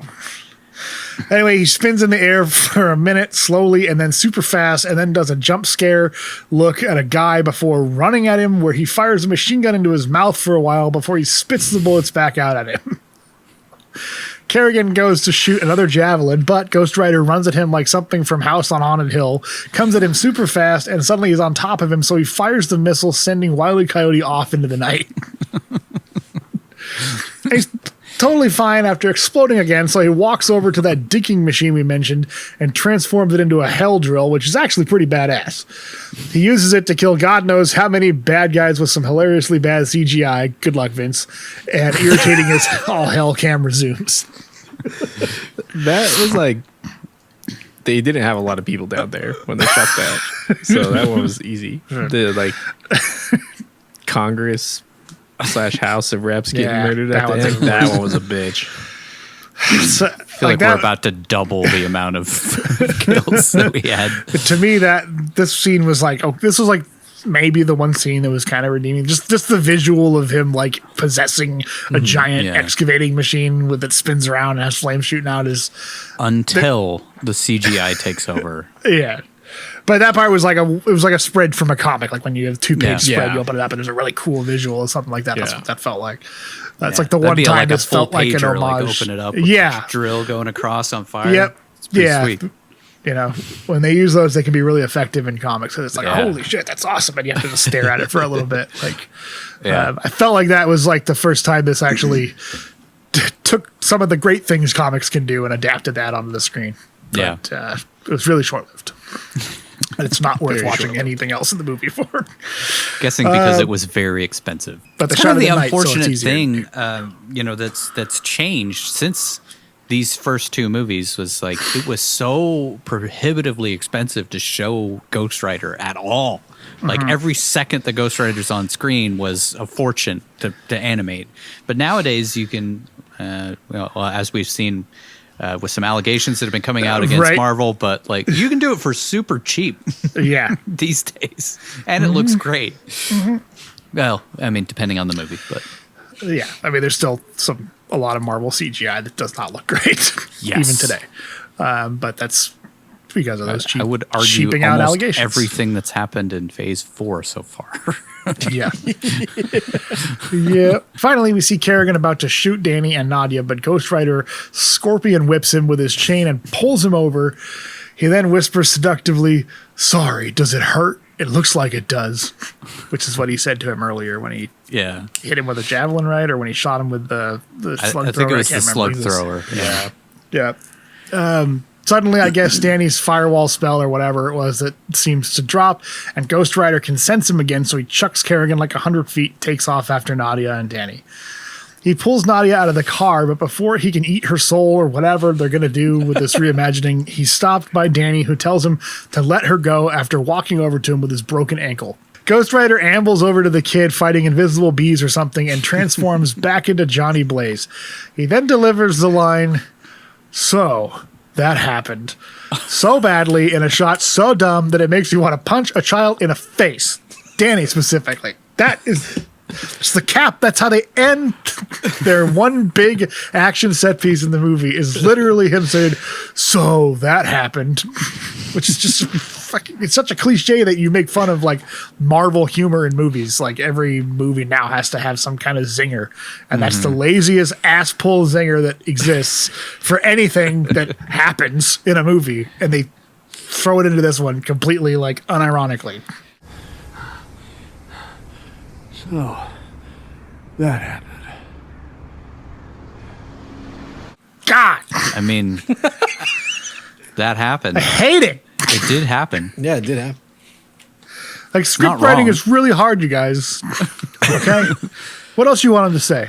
I got a really good line here that we could put into the script. That's a perfect button for this scene because, you know, it's inexplicable that Danny can control the Ghost Rider. So, You know, that happened. I feel like it would have been better just to say like, "What the hell?" or something. You know, like even that. What the hell? Because it's, you know, it's Ghost Satan, whatever. It would have been sort of funny. Also terrible, but so that happened. Yeah, so that happened. That happened. Yeah, so that happened in the movie. And then we cut to a truck stop diner where Johnny catches Danny watching a father lovingly rub his son's head. He sits down next to him and then goofily rubs Danny's head before saying, It was a bee. Thought it was gonna sting your face. I guess is a reference to Wicker Man, maybe? A joke about Wicker Man. It was a way better delivery than "so that happened." It was a bee. Thought it was going to sting your face. Johnny asks about his magically healed broken ankle and tells him he knows it's awkward having him hanging out with them, but it's cool because the unkillable agent of the devil who can transform and kill his mom at any given moment is way cooler than the guys she usually hangs out with. I mean, judging by how his mom looks and acts, yeah, it's probably true. Yeah. You know Nic Cage don't fuck with his socks on.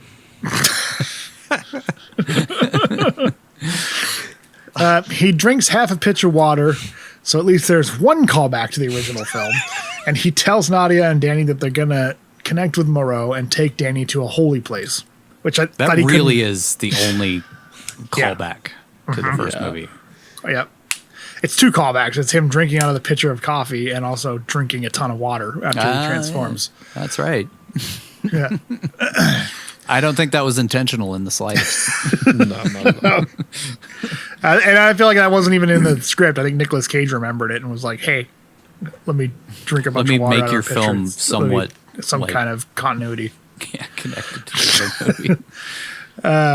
Back at the Quarry of Carnage, which will be the name of the first album Main Monk releases, we see Kerrigan half dead under a concrete wall.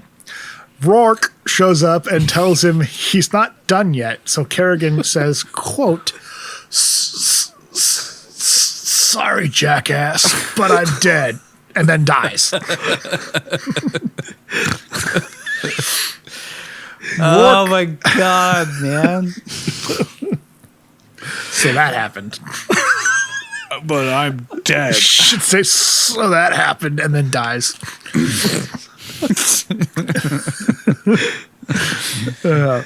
God. Rourke, I felt like he was already dead because he'd been laying under this pile of rubble all night, and like the devil like resurrected him, and then he says that, and then dies again. I don't know. That explains that horrible fucking line that's stupid as shit. 5 seconds after the other stupid, horrible line that's stupid as shit. Anyway, Rourke then turns him into Wallow. No, that's the first movie again. He turns him into Blackout, and boy, oh boy, if you thought he was annoying and stupid before, wait till you get a load of his final form. Rourke pops a blood vessel in his eye or something, since he has to mess up his human body a little to grant this doofus power, but it's worth it because when he lifts the concrete slab, he reveals a blonde guy with nastier blonde hair than Sway from Gone in 60 Seconds. Everything he touches decays and rots to nothing in seconds, so he smirks like the idiot he is and then kills an ambulance driver for no reason whatsoever. Every time he comes near a person, everything around them goes black, because, blackout, I guess. He pops out like a Demogorgon trying to attack 11. I figured it was cheaper to film a scene like that than it is, actually put effort into visual effects.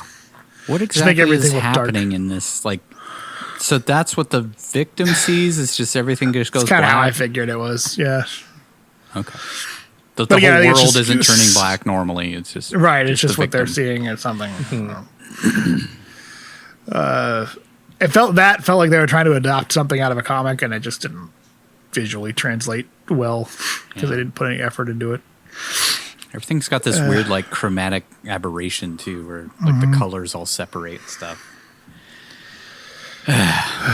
Over at the back of a moving truck, Mother of the Year Nadia allows her son to hang out unsecured with Johnny Blaze while he works on his bike while going 60 miles an hour, or, I guess, 96 kilometers an hour. After all, we're in Eastern Europe. I think they round up to 100 over there. But yeah, they do. Johnny tells him whatever he drives changes with him, and the kid asks what happens if he has to pee while he's on fire. Johnny says, it's awesome, like a flamethrower, Then he jumps up and demonstrates, which causes the kid to have a mental picture of it, and we see Ghost Rider pissing fire in a complete pitch black area. Fuck me. So stupid. Danny asks if it feels good when he changes into Ghost Rider, and he says it's mostly CGI, so I really don't get to do it much. Johnny says the power he and Danny have comes from a dark place, but it's not who they are, and they can use it for good. Moreau shows up, and Johnny decides to help Danny get over the I'll always be the son of the devil even if you're no longer the Ghost Rider blues by doing some helmetless stunt driving on the highway. Turns out Johnny's a bit rusty, and they go ass over tea kettle. He splits Danny's head open like a watermelon. No, they have a great time while fun music plays, and they hand over the camera to that monkey with a GoPro from the Bad Lieutenant to film the scene.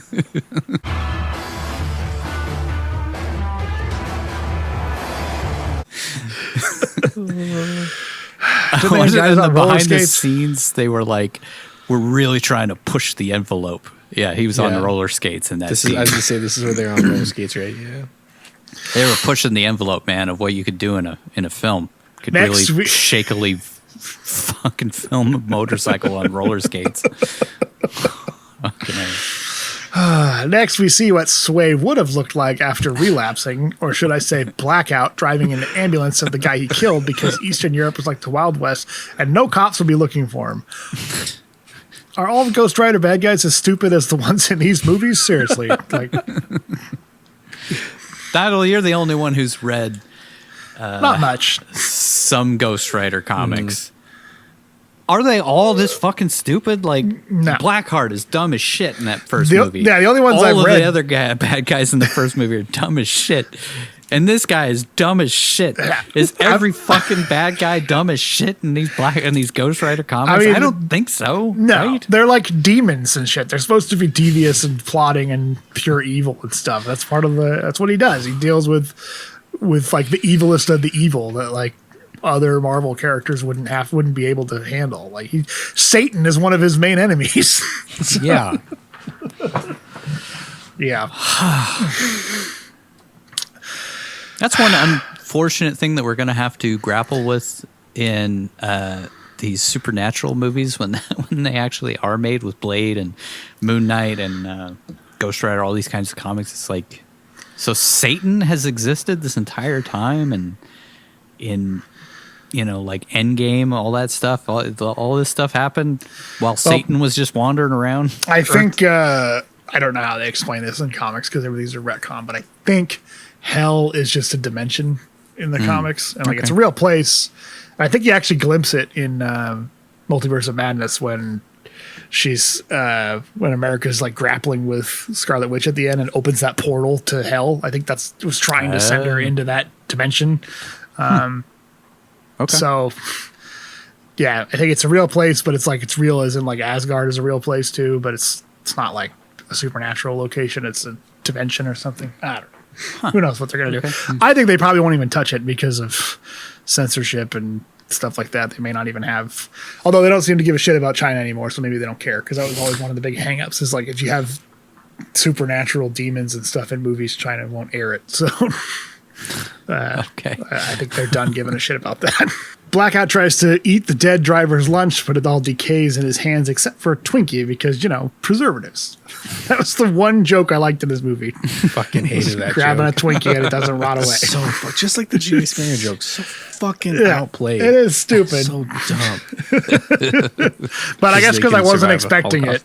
Just him pulling the Twinkie up and it having it, The moment I saw that Twinkie, I was like, oh, fuck you guys. Family Guy did it already. Come on. Act 3. Time to resolve some shit.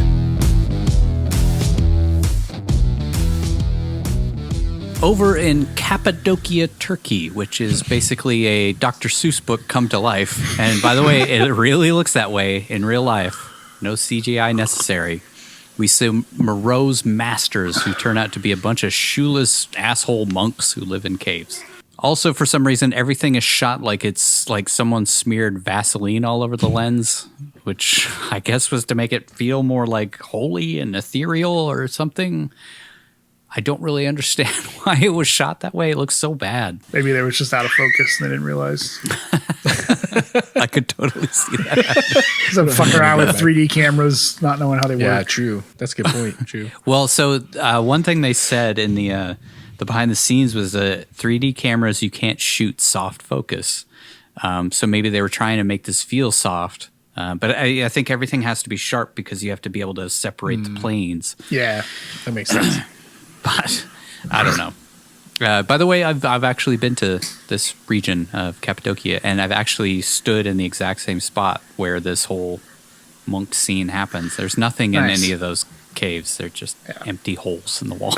Moreau introduces them to Post Malone the monk, a.k.a. Christopher Lambert, who is covered head to toe in tattoos and gives off some real creepy vibes right off the bat.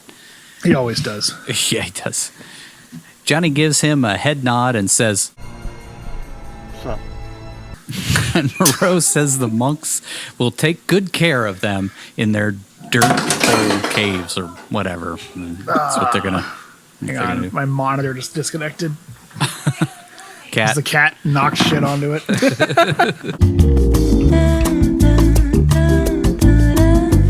And Moreau says the monks will take good care of them with their dirt holes, caves, whatever. Their dark places. They're going to stick it in their dark places. That hot hole. Johnny tells. Johnny tells. Oh God, yeah, forgot about that one. Johnny tells Danny he's safe there, even though they'll be trying to cut his head off in like 2 minutes. And he fucks off to go get his curse lifted while the devil boy gets prepped for sacrifice or whatever. Danny gets real upset because he's like, well, you can be cured from your whatever the hell, but I can't. He's going to be the son of the devil forever, which seems like a really bad idea, like to save this kid. Yeah. Because, like, if we've learned nothing from these types of stories, eventually the devil part takes over, you know? Yeah. He tells him that the only thing that can hurt him now is him, because he's the Ghost Rider. And, but, like, he can't hurt, I guess he could hurt his mom, but he can't hurt Danny. Right. That's because that we happened. just established that. So Danny's pissed since he'll never get to see him piss fire in real life now. Aw. He's a skeleton. By the way. Just there. You know. He doesn't have any organs. Doesn't have a bladder. He doesn't have a penis. Doesn't have a urinary tract. I'm just saying, that scene doesn't make any sense. Maybe just that's why Danny had to imagine it. I don't want to be here anymore. We're almost there. We're getting there. Moreau takes Johnny to a cobweb-filled wine cellar filled with 1,000-year-old wine, thousands of year old, whatever, that definitely would have turned to vinegar by now. By the way, that's what happens to wine when it sits for 2,000 years. Not it gets better and tastier. Even if it's in the best conditions you could possibly store wine in, which this it's is not going to be drinkable not. after 1,000 years. Yeah. You mean a dirt hole? He does say at one point, he's like, it tastes better on a salad. Yeah. Yeah. And I guess maybe that was the joke. Yeah, that is vinegar. That was ad-libbed 100%. Yeah. Yeah. Because it was too Nick clever Cage was for the this only movie. one who was like, it would turn to vinegar. And they'd be like, shut up, just do the line Shut up, read. he's French. He likes good wine. He's French. It's the best wine ever. Can't you tell by the way he says bonjour? He's a Frenchman. Bonjourno. It's like Inglorious Bastards. Yeah, that's all I could think of when he said it. Yeah. A couple of times. He's like, bonjour. You got shit in your mouth, kid. Johnny asks Moreau what exactly the rider is, and through another crappy cartoon, he explains that there was an angel named Zarathos, which I don't know if that's a real angel or if it's actually the origin story from Ghost Rider. I have no fucking idea, and I did not have the heart to Doubt look it. it up. Who was a spirit of justice. Nope. Zarathos was a Ghost Rider in Marvel Comics. Yeah. Okay. But not in biblical sense. I don't know.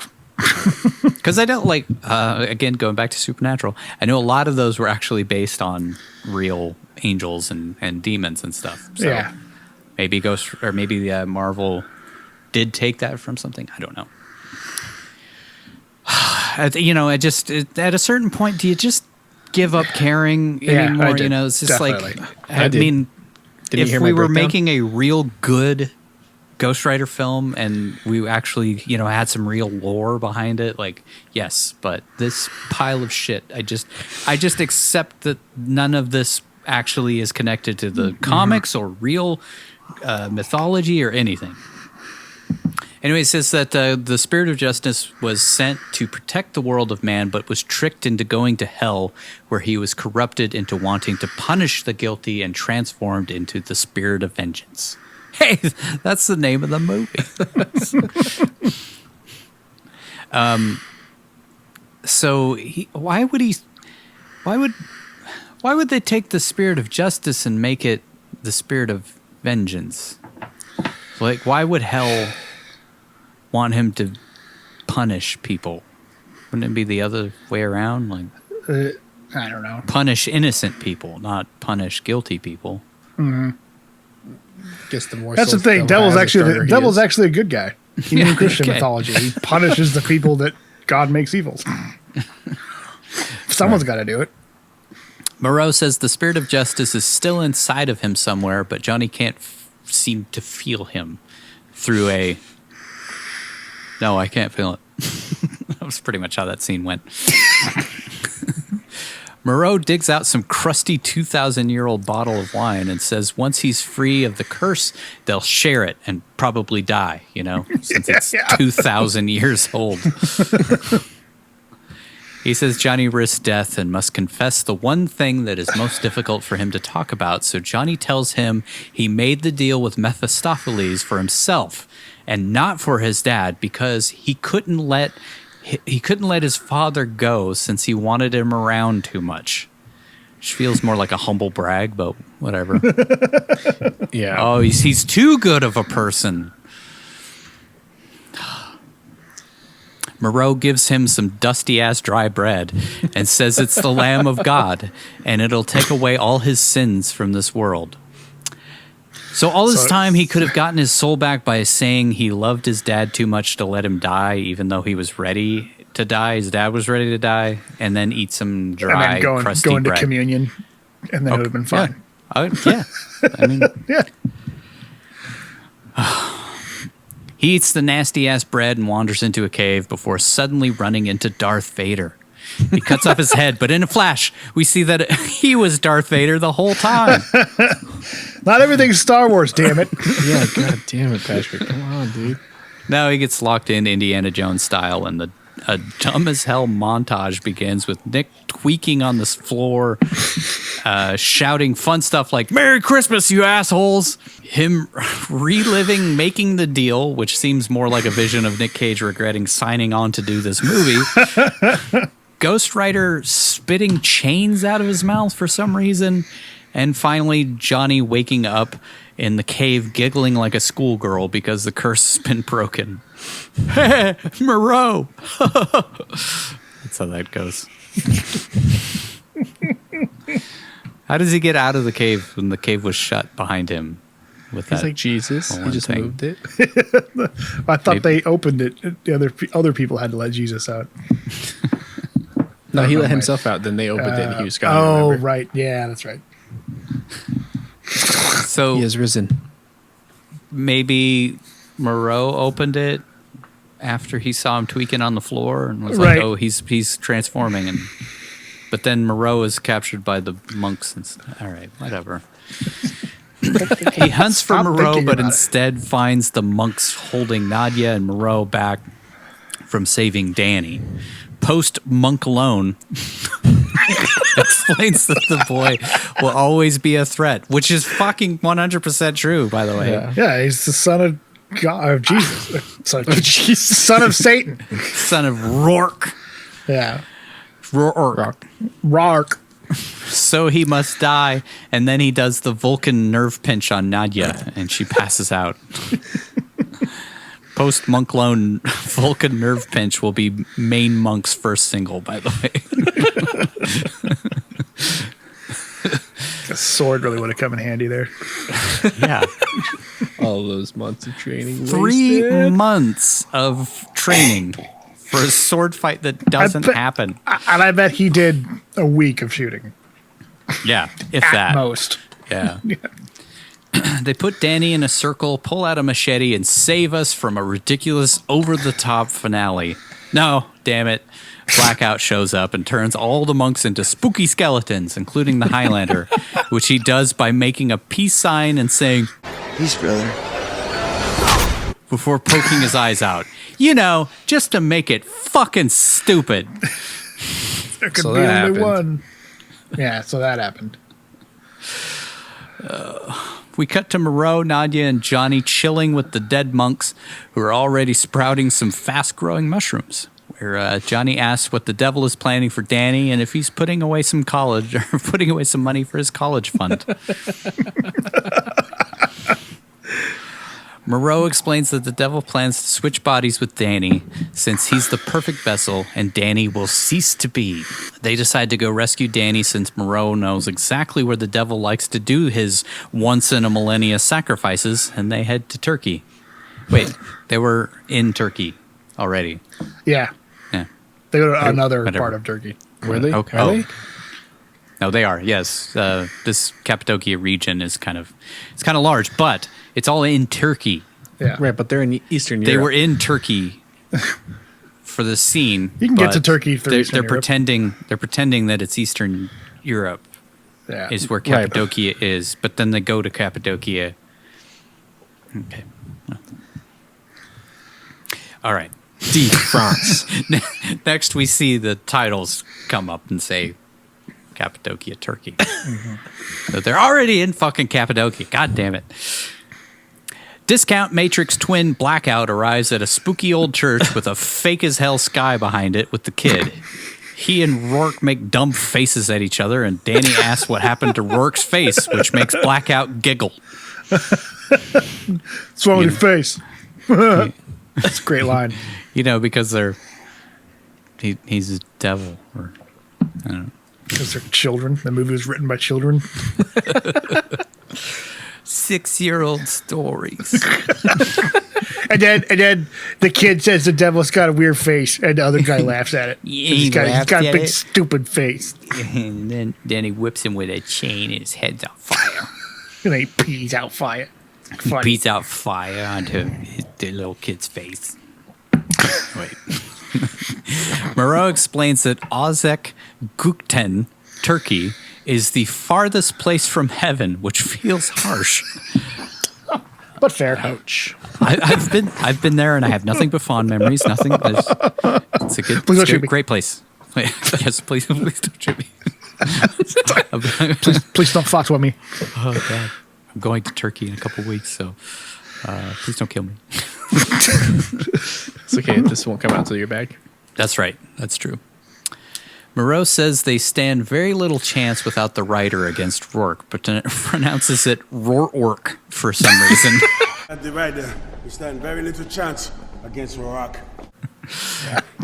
He leads them to a vault full of guns that they borrowed from Yuri Orlov before filming, apparently.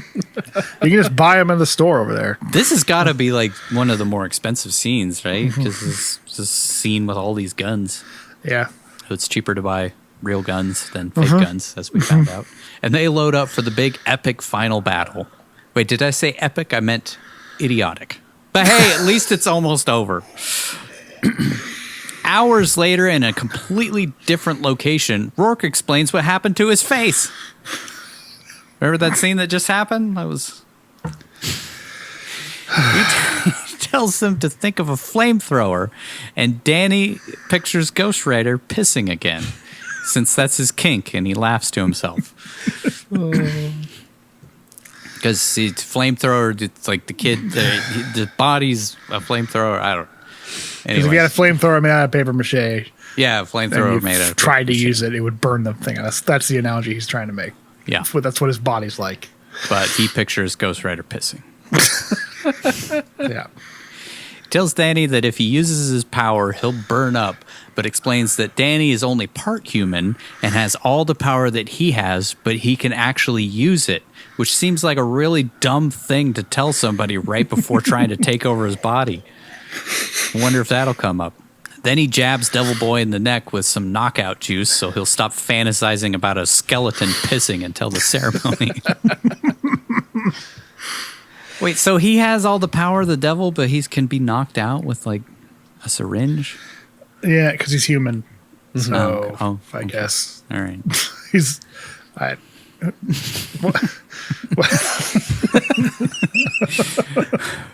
We see Moreau, Nadia, and Johnny climbing over some ruins where they spot politicians, murderers, people of influence, Jared Leto, people you'd expect to worship the devil showing up for the ceremony. Probably brought Ezra Miller with him. David S. Goyer. David S. Goyer. Just the worst in that crowd. The worst of the worst. Moreau says if the ceremony is successful, a shadow will fall upon the earth and the devil will be stronger than he's ever been. We cut to the ceremony where all the devil's soldiers dress in black robes, sitting in an ancient amphitheater of some sort. They chant in unison while Ciaran Hinds chews the scenery for a bit while making dumb faces.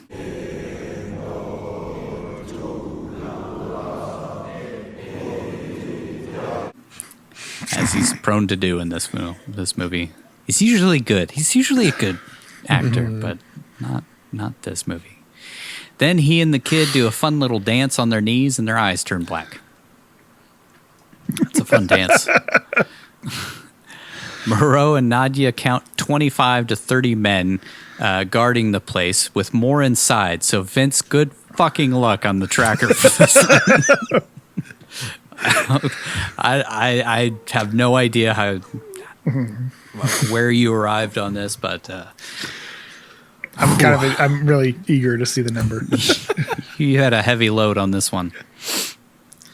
Nadia and Johnny have a heart-to-heart about being shitty people, and she says raising the devil's baby is the only good thing she's ever done, even though she taught him to steal and made him live with murdering psychopaths his entire life.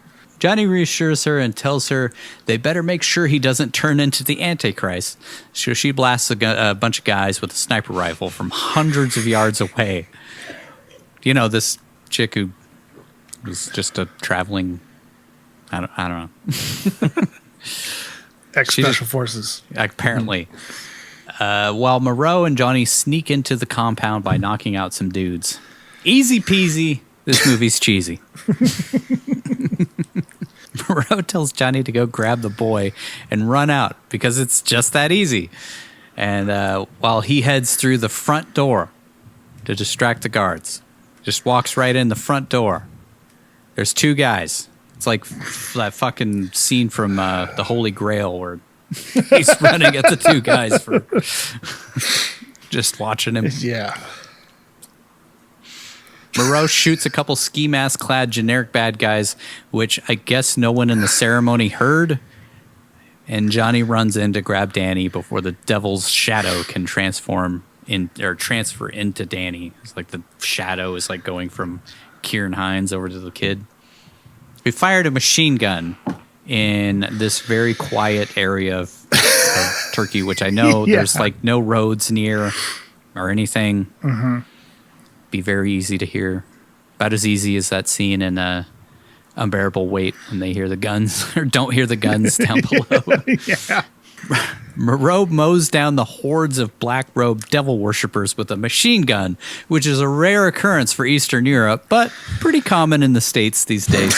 Jesus. God damn it. Blackout stops the massacre, though, and turns Idris Elba into mush, but it's cool because he can still see the light, you know, because he's holy and Blackout. It's because he's drunk. Yeah, that's right. Johnny is surrounded by the remaining devil worshippers, and Rourke tells him he's powerless now, while Blackout does some fun decay finger painting on his head. By the way, suddenly he can control his power and can hold back. Yeah, he learned, you know? Yeah. Over He's like had a day. few hours to work on He's it. like Zod, you know? He had to learn how to use it. Yeah. Danny makes his way to Johnny while looking evil, and Blackout says, "The apple doesn't rot far from the tree." You know, just to make the scene fucking stupid. It's funny because he said rot instead of fall. Johnny tells Danny this is not what he is or who he is, and he turns Johnny back into Ghost Rider since he has the same power of the devil. By the way, he does that by running at him, jumping on his chest, and then blowing fire in his face, which causes Danny to pass out for some reason, I guess, so he can be carried out of the scene. The rest of us wish we could. Yeah. Ghost Rider reappears and whips like 30 guys into dust with a chain he wasn't even carrying at all in this scene. I don't know where that came from. It's just that's the power of the Ghost Rider is to summon chains out of his mouth like in that Vision or something. Rourke takes off with the boy as the sun comes up. Remember how in the first movie, the climax of the film was Johnny nearly dying because he couldn't transform into the Ghost Rider in the daylight? Anyway, here's a Mad Ghost Max Rider chase scene. chases the fleeing bad guys on the Hell Cycle in broad daylight. Whole final climax of the movie is broad daylight. It's almost over. All right.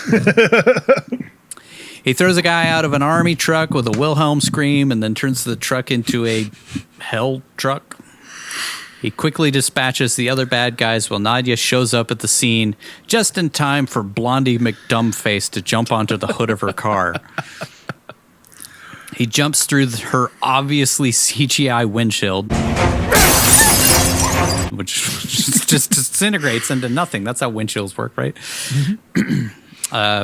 But Ghost Rider lassos Blackout to him and does some wrestling moves on the back of Nadia's hood and throws him in the air, punches him, all sorts of stuff while they both stay perfectly on the hood.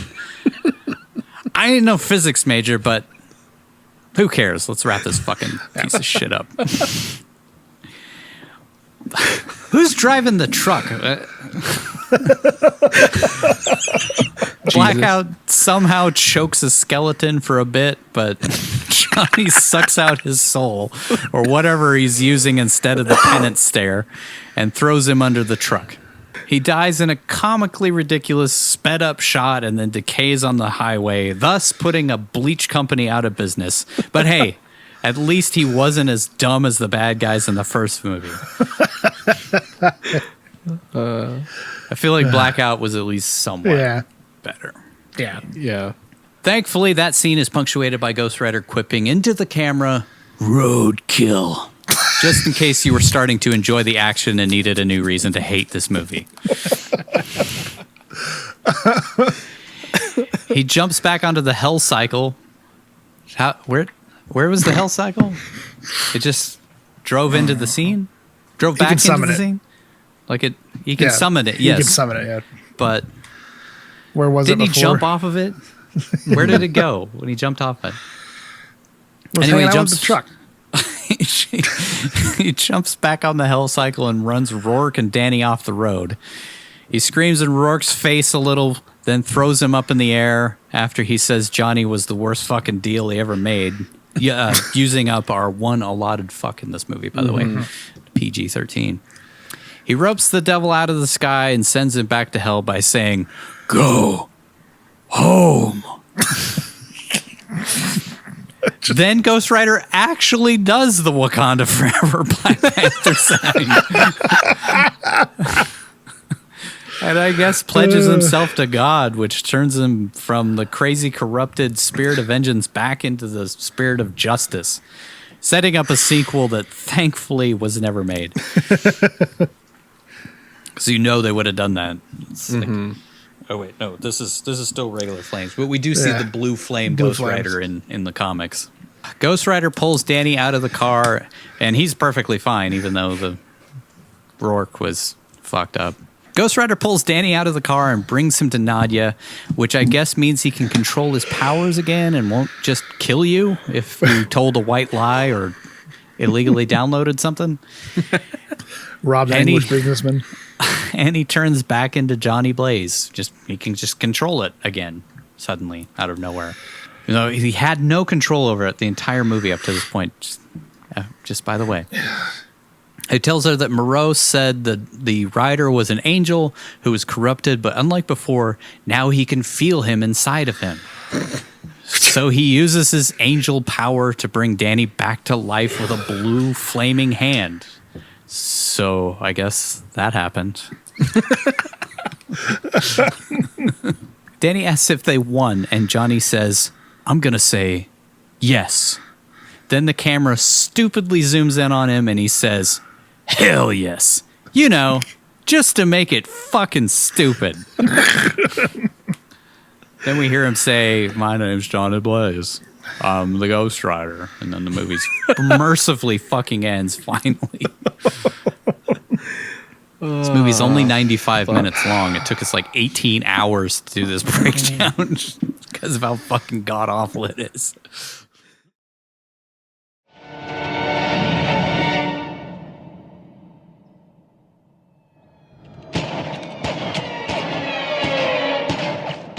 If not for the intervention of God. And you are... Good lord, this movie sucks. Who the hell did the Crank guys even make this movie for? Wait a minute. I have an idea.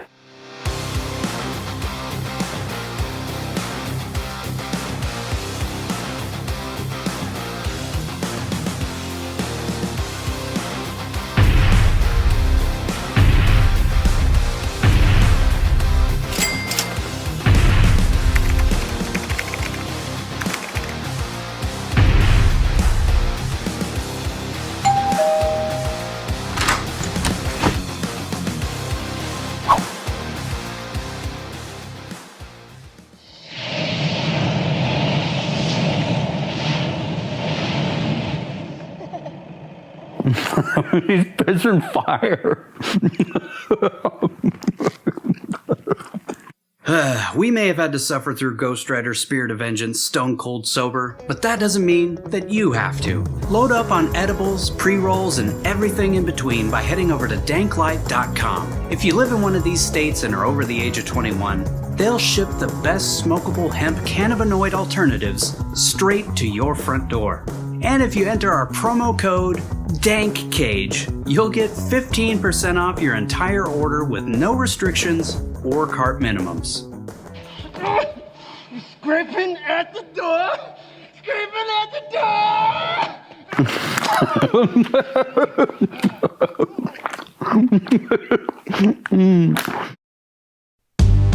We have a Coppola Questions before we move on. How did Johnny get to the hospital? Did Nadia bring him? Was he a Was he still Ghost Rider when she brought him in? Why would she take him to the hospital?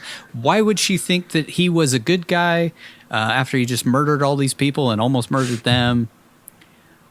What the? Why was she there? Why was she at the hospital? She at the hospital? Why was she still there? Did she just drop him off? Why was he hurt? Again? He's shot with a rocket later in the fucking movie. Yeah, why did he flirt with the chick? Why did he need the drugs? Why was he needing morphine? Was it just to show that he was a drug addict again, like from the comics?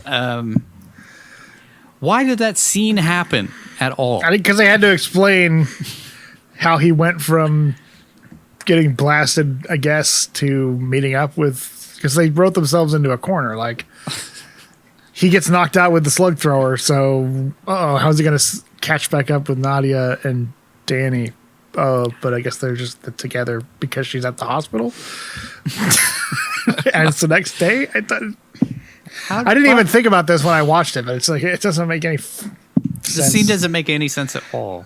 And why does she sort of recognize him but not really recognize him? I'm guessing because he turned back into a human. That's why they took him to the hospital. Yeah. Like the How Ghost Rider left. How did Ghost Rider get back. knocked out? Like, He took too much damage, maybe? I don't know.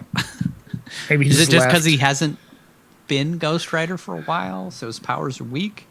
Maybe. He's shot with 2 fucking missiles later on. And like they sort of show that he's sort of weak in that scene because his flame isn't as heavy, but then as soon as he gets in that drill, he flames on the whole thing and he's perfectly fine again. They could have explained it by like there's only a couple of bad guys in that first scene and his power maybe gets stronger when there's more evil around him, so he's stronger when he's fighting everybody in the quarry because there's like 30 guys instead of 4. Okay. But they don't do that, so. Or maybe he gets more powerful when he does the penance stare and he gets, because he's hungry. Eats some souls, yeah. But then he just ate that one, he just ate the prancing pony innkeeper's soul in the other scene and then got taken out with the slug thrower. So. Yeah. I don't even know why we were bothering to ask questions. That's all that's going through my head right now. Why even bother? We're just prolonging this. Why would Rourke tell Danny he has powers other than to explain to us why Danny suddenly has powers later? Just to tell the audience. Yeah. You just got to put the exposition in there because they didn't. Yeah. It's the only reason. That's literally the only reason. It's to explain how. Yeah. I mean, how he gives the powers back to Johnny. How is he able to transform in just instantly into Ghost Rider? Like, so Ghost Rider never had to sell his soul. The devil just could have given him the power without selling his soul.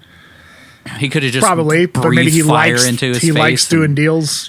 Yeah, that's why they should have kept the rental car scene in there. Like, it's vitally important to the character of the devil to know how much he likes deals. Oh my god, I still can't believe that's a real scene. A montage of somebody actually wrote that out and thought, let's put this into the movie. And they shot it. And they shot it. It got to the point where they shot it too. I'm telling you, it's the best scene in the movie. It's not in the movie. I asked this while it happened, but not that we really care. No one at the ceremony in the middle of nowhere heard those gunshots, and Moreau shot those 2 dudes with a machine gun. They just waltzed. Yeah, at least the sniper rifle stuff was silenced and from the distance, so they could plausible that they didn't hear it. I was at a show and a drink cart fell down some stairs in the distance, and it was the loudest thing I've ever fucking heard, and I thought we were all about to die. And yeah, and that was a ways off from where we were. Anyways. Wouldn't Blackout have decayed the ambulance while he was driving in it? Wouldn't his ass touching the seat decay it? Wouldn't the steering wheel decay? Isn't everything he touches decay?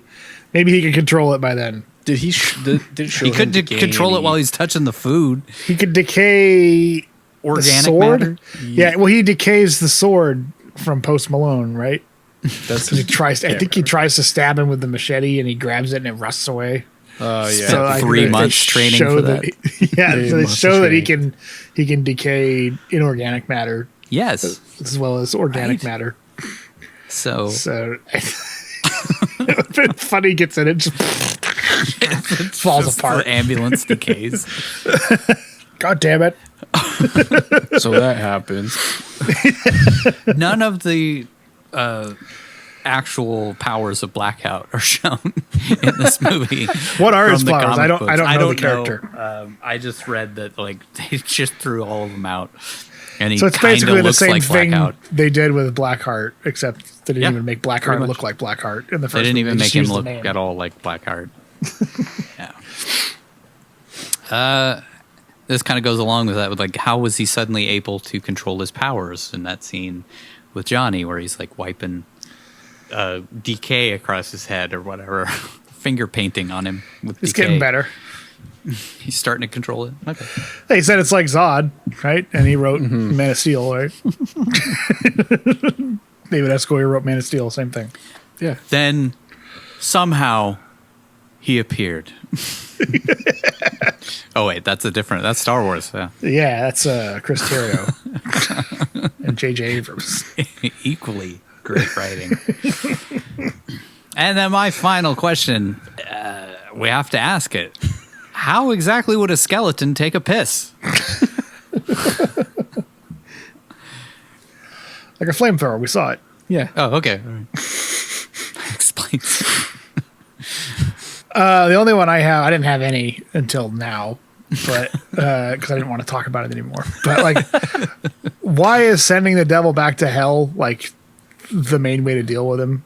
And not just this movie, but like every movie. Like, why did it matter? He's the guy who rules hell. It's like sending him home. Why can't he just come back? Like He will. I mean, literally. Probably, if they would have made another movie, he would have just popped up as maybe Peter Fonda, maybe Jerry Springer. Yeah. I can see us a maybe Jared Leto. Jared Leto. I can Jared see that. Leto. Oh my god, that'd be awesome. He's making a diagram of hell out of a mound of. That's where I grew up. It's time for the trackers. Nigel, you want to hit us with the Curse Tracker?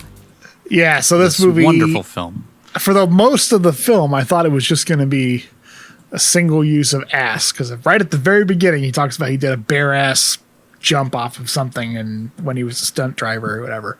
And I was like, this movie would make me watch the entire film and only have one swear right in the first line that he has in the movie, but not true. He says hell twice in it. Like a go to hell type of thing. Some I think it's go to hell at one point. He says like, "What the hell's happening?" or "What the hell does he want with the kid?" or whatever. And then there's one use of assholes with "Merry Christmas, you assholes." It's when he's transforming or when he's losing the spirit, and that's it. So yeah, that was a Nic Cage. The other hell, I remember. Yeah, I think it was. They just told him to freak out on the floor and "Merry Christmas, you assholes." There's probably more too, and they cut it. But the other hell was one hell. I think was him saying, "What the hell does the devil want with him?" Something blah blah blah. And the other one was near the end when he says, "Hell yeah," right at the very end. So again, make you watch to the very end of the movie to catch another curse right at the end.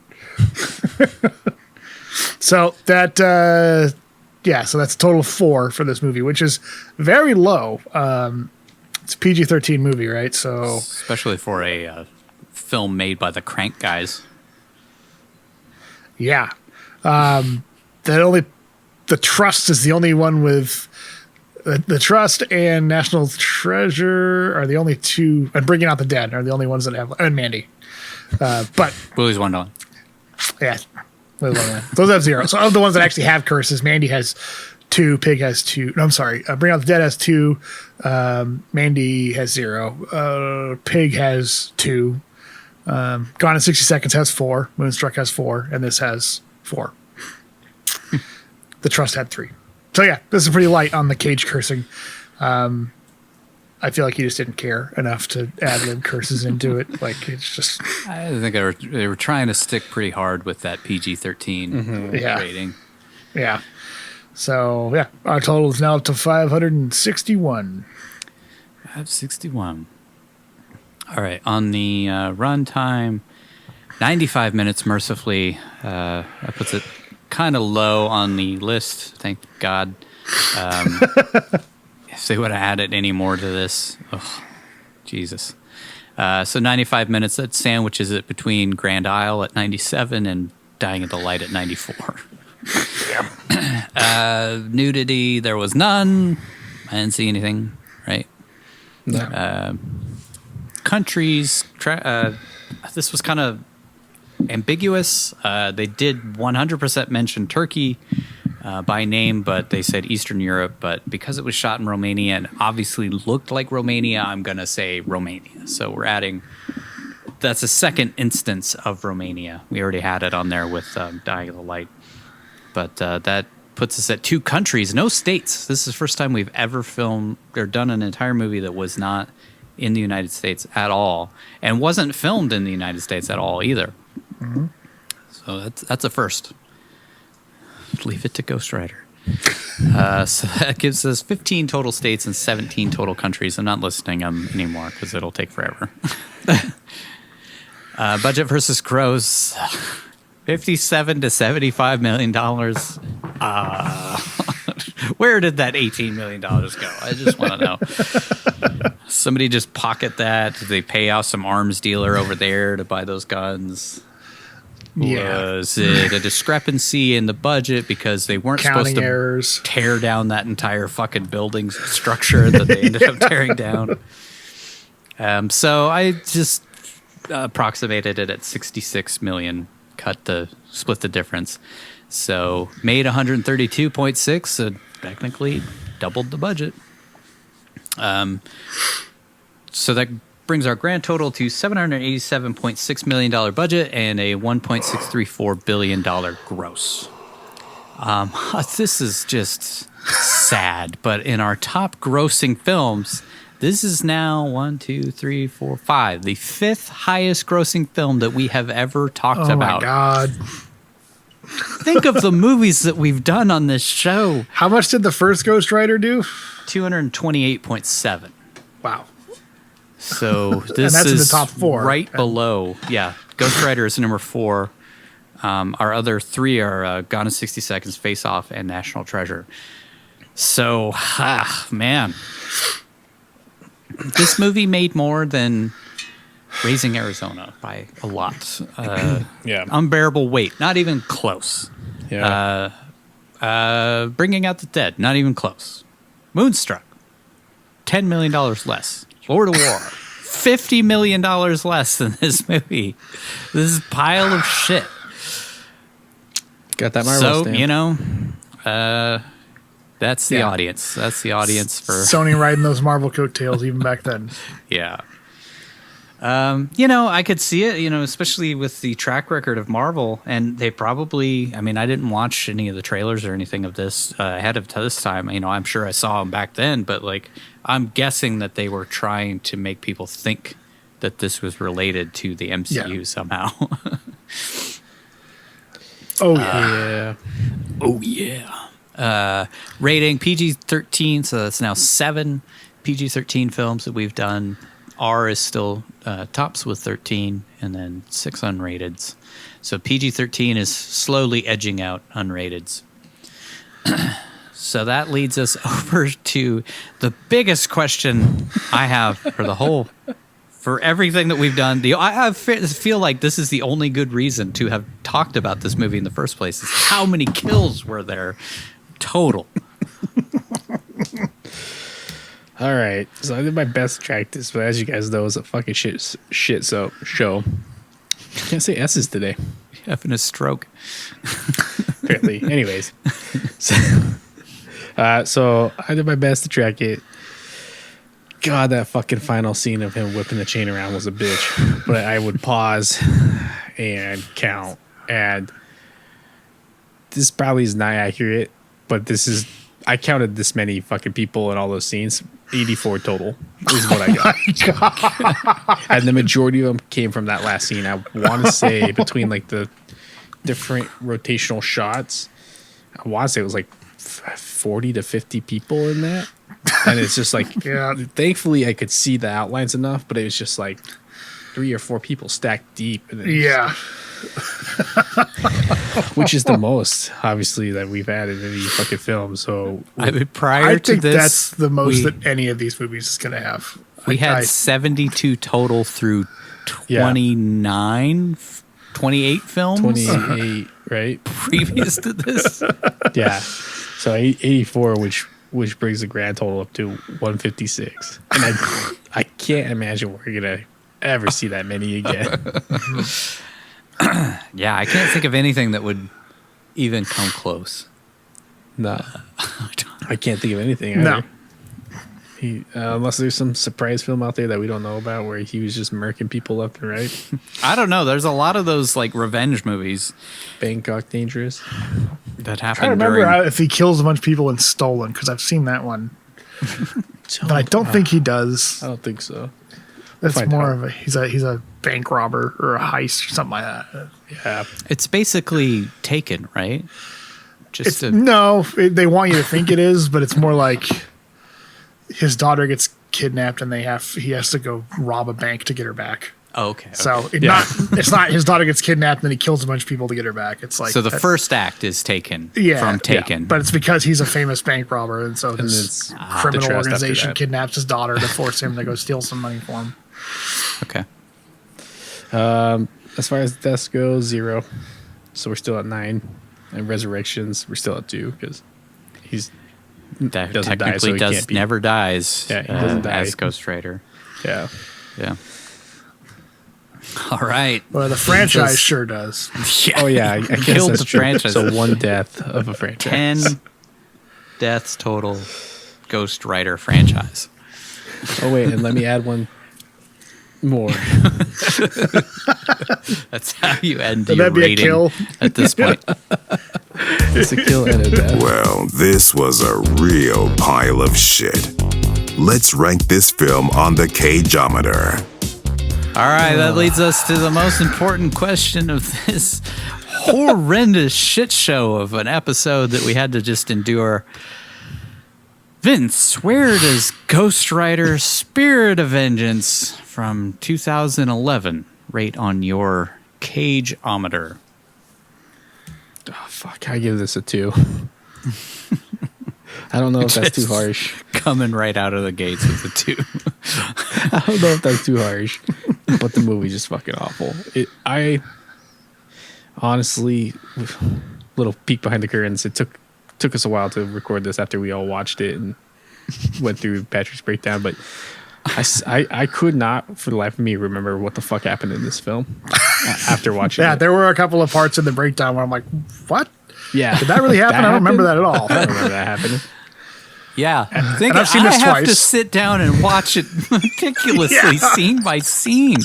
Think of the pain I have to go through to deliver that. You should hate it more than any of us. Yeah, you really should.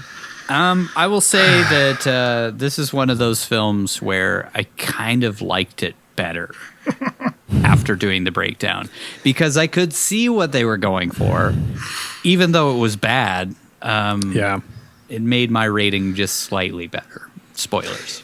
Yeah, see, I give it a 2 just because it's awful film. I could see, to your point, like I understand that they were trying to. I get what they were trying to do. They just didn't execute on it at all. Like they didn't. There wasn't a single moment where I felt like they achieved what they were going for. And the performances across the board were fucking awful, and I honestly don't blame them. So like, I'll just roll right into that with Cage. Like, I gotta give him a 2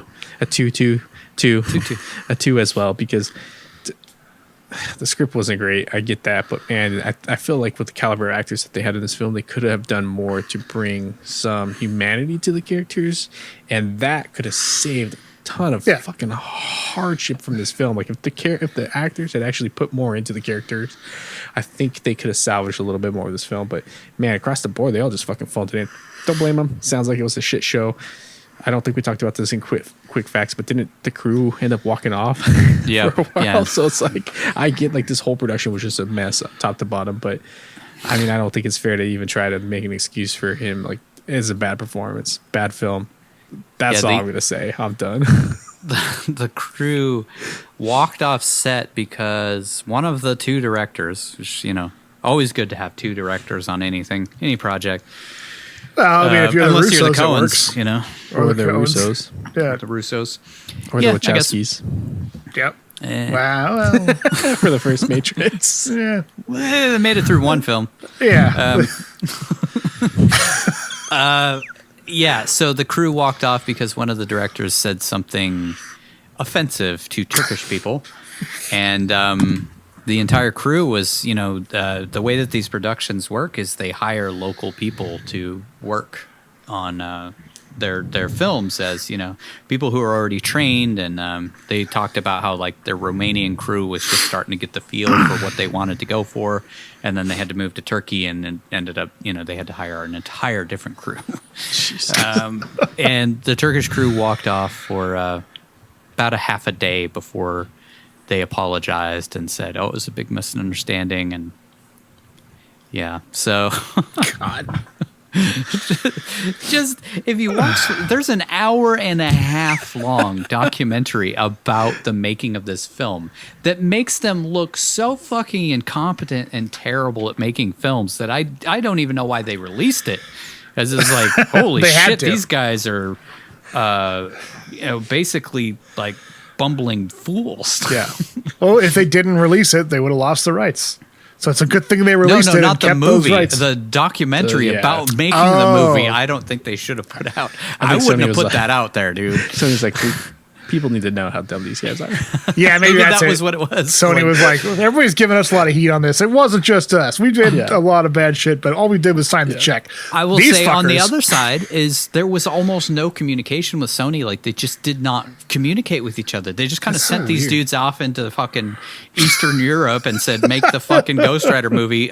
We think it might be 2D, but might be 3D. We'll tell you 2 days before you start shooting. And then they sent them the fucking, said, yes, it has to be 3D because we're going to release this around Christmas time and we want that Christmas market or whatever. And then ended up coming out in February, by the way. Yeah. I don't know. Jumped it. But it was in butt numathon in December. Anyways, all right. We'll lead you over to Nigel. Nigel, where do you rate Ghost Rider: Spirit of Vengeance, your favorite film that we've ever done? So that happened. I hate this movie. I hate everything about this movie. It's a 1 out of 10, which is the lowest score I will possibly give any movie. There's no reason for this film to exist. They didn't do anything good in it. Nothing worthwhile. Nothing memorable.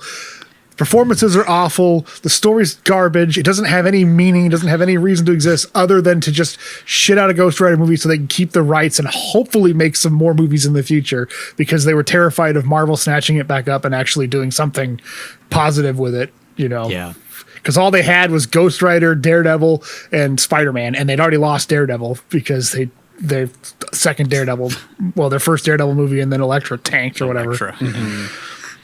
Which, by the way, if you're ever wondering why Sony has made so many Spider-Man movies over the last 20 years, why they rebooted the entire thing like 6 years after the third Spider-Man and then rebooted it again a couple years later, it's because they will lose the rights to these characters if they don't make something within a certain time period. I think it's every 3 years or 4 years. I think it's every 3.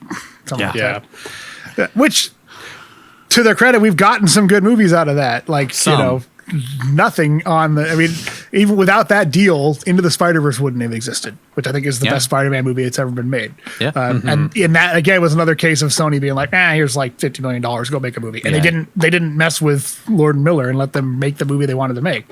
But this is the worst comic book adaptation I've ever seen. And I've seen all 3 Fantastic Fours. I've seen all of the X-Men movies. God.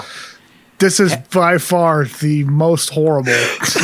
As somebody who refuses to stomach that last Fantastic Four movie, where does this movie come when you compare those two? Like, so you're talking about the new one with the Fantastic Michael B. Jordan Four, and Miles Teller. That one I actually liked 2/3 of it. That movie was, the first half of it or whatever was pretty decent. Like, it was a fresh take on adapting that story or whatever, I thought. And then at the end, it all falls apart, craps all over itself and stuff. But like, so even like Light or Dark Knight. yeah. But even comparing this to like DC movies, a lot of those are really terrible. I would watch any of those over this movie. Like Wonder Woman 84 over this. Yes. Yeah, and that one's awful too. But I don't know. There's certain entertainment value I got out of those movies. You know, I had to watch this again because I watched this last October, just because it was on HBO. Ghost Rider, right? Yeah, after we did the first Ghost Rider, I'd never seen this one, so I would watch this one just to see because I wanted to see what kind of a sequel would be like. Because I kind of liked the first one after watching it. And no, I hate it across the board. I never want to watch this movie again. I'd watch Prisoners of the Ghostland again over this movie. At least with Prisoners of the Ghostland, there's pretty things to look at, and I feel like there's a message they're trying to go for that I'm too stupid to figure out. You know. Also wanted to say I went and read some Ghost Rider comics from like 2005, 2006, just to see what was going on at the time in the comics and what they could have adapted with this. And like, I mean, how's this an idea for a story? Instead of what we got, have Ghost Rider's in hell. He's actually been captured by the devil. He's been spending every day in hell trying to escape. And then every day demons chase him down and rip him to shreds and kill him. And then he resurrects and starts all over every day. That's the torture and hell he's going through. And one day an angel comes to him, says, I'll get you out of here, but I need you to track down a demon that's running across Earth. The catch is both a demon and an angel have been sent to stop this demon, and I want you to get to him first because I don't want there to be an upper hand in this war between heaven and hell. How's that for a setup for a movie? He sends Ghost Rider up to stop him. Too expensive. And that's not even something I made up. That's from a Garth Ennis run that I read called Road to Damnation, which is typical edgy Garth Ennis stuff, which is whatever, take it or leave it. But it's a decent enough setup that you could have a cool movie that is relatively low budget. There's not a lot that goes. It's only a 6-issue arc. This is a movie that literally had fucking cartoons in it, so they could have done that setup in a cartoon and then sent Johnny Blaze to Earth.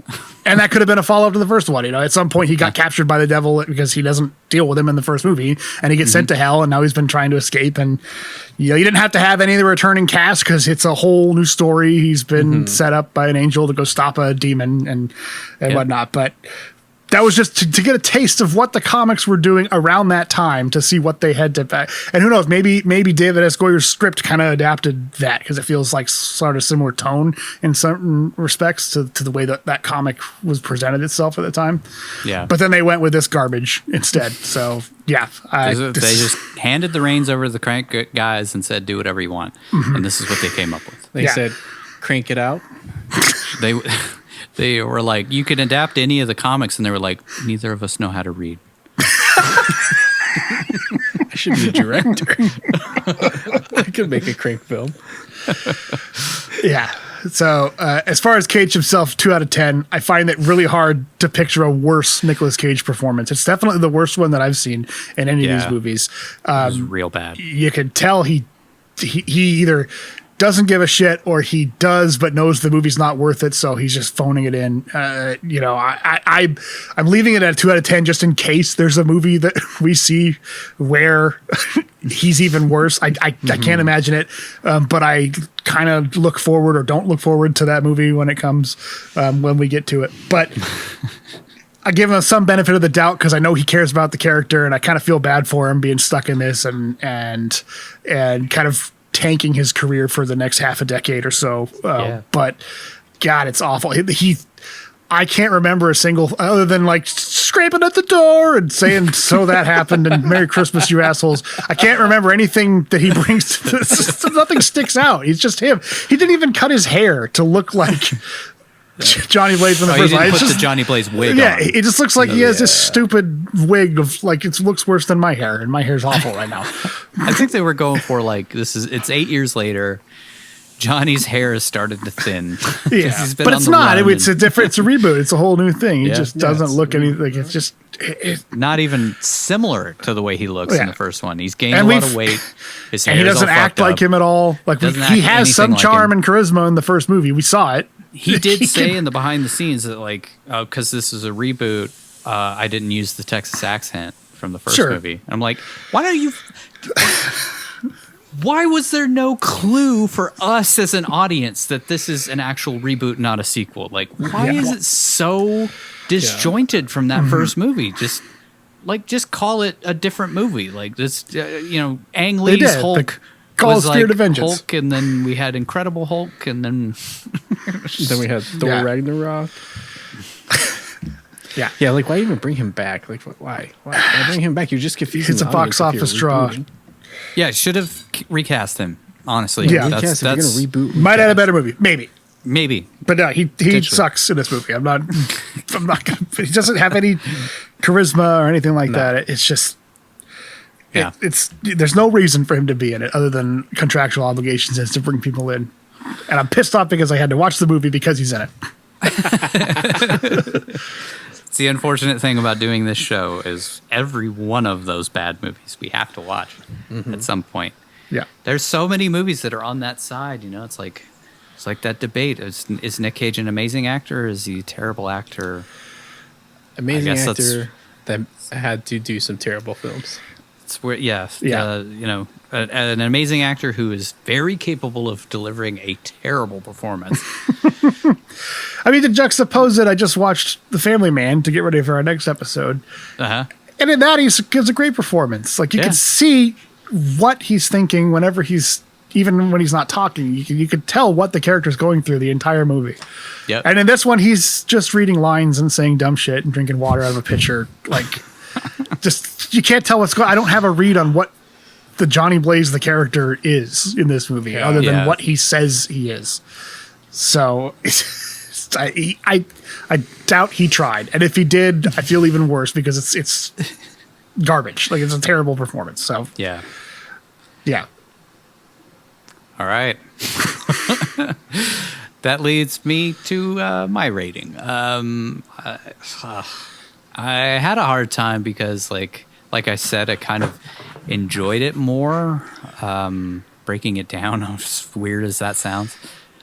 Breaking it down scene by scene made me kind of like understand some of what they were going for. But I'm not gonna bury the lead. I still gave it a 2. It's a pile of shit. It's a terrible movie. It is awful. It's so bad. Barely coherent. The effects are terrible. The fucking direction on this film is just god awful. I mean, I will say that for like the 5 minutes that I've watched of Crank and Crank 2, just because Maynard James Keenan was in a scene, I was just like, what a fucking pile of shit that movie is. From what I've heard, Jonah Hex is the same way, so it's just like, okay, one of these guys is competent, I'm guessing, and the other guy is dragging the other one down. I think that's what happened with the split. And that's why one of the guys went off and did Mom and Dad, and the other guy made whatever the fuck he's made since. So I don't know. I don't know where the blame lies for this, because it seems like Sony was just like, here's a chunk of money, go make something so that we retain these rights. And this is what they came up with. And they were the ones who hired the fucking Crank guys to make the Ghost Rider sequel. We wanted a dark, edgy version of it, but it's going to be PG-13, and we want it to be 3D so it can be put in fucking 3D theaters for little kids to go watch. But we want it to be dark, not like that first movie, because it's Ghost Rider. Everything about it is just it just seems like it shouldn't have been made. Everything about it is like, let's take a David S. Goyer dark script, give it to the guys who made Crank, make them make a PG-13 movie, have a movie that is almost, every scene requires CGI, but give them no budget. They gave them less than half of the budget of the first movie. Mm-hmm. Send them to fucking Eastern Europe to make the entire thing because it's cheap, but have no producer on set and no communication with Sony until 2 days before filming. Everything, like every set that they tried to use, they couldn't use. I give them credit for making do. Like they did great things with Cappadocia, because Cappadocia is a natural structure. Right. Like, just having that as a background is genius. As soon as I walked into Cappadocia the first time, I was like, why haven't they ever made a movie here?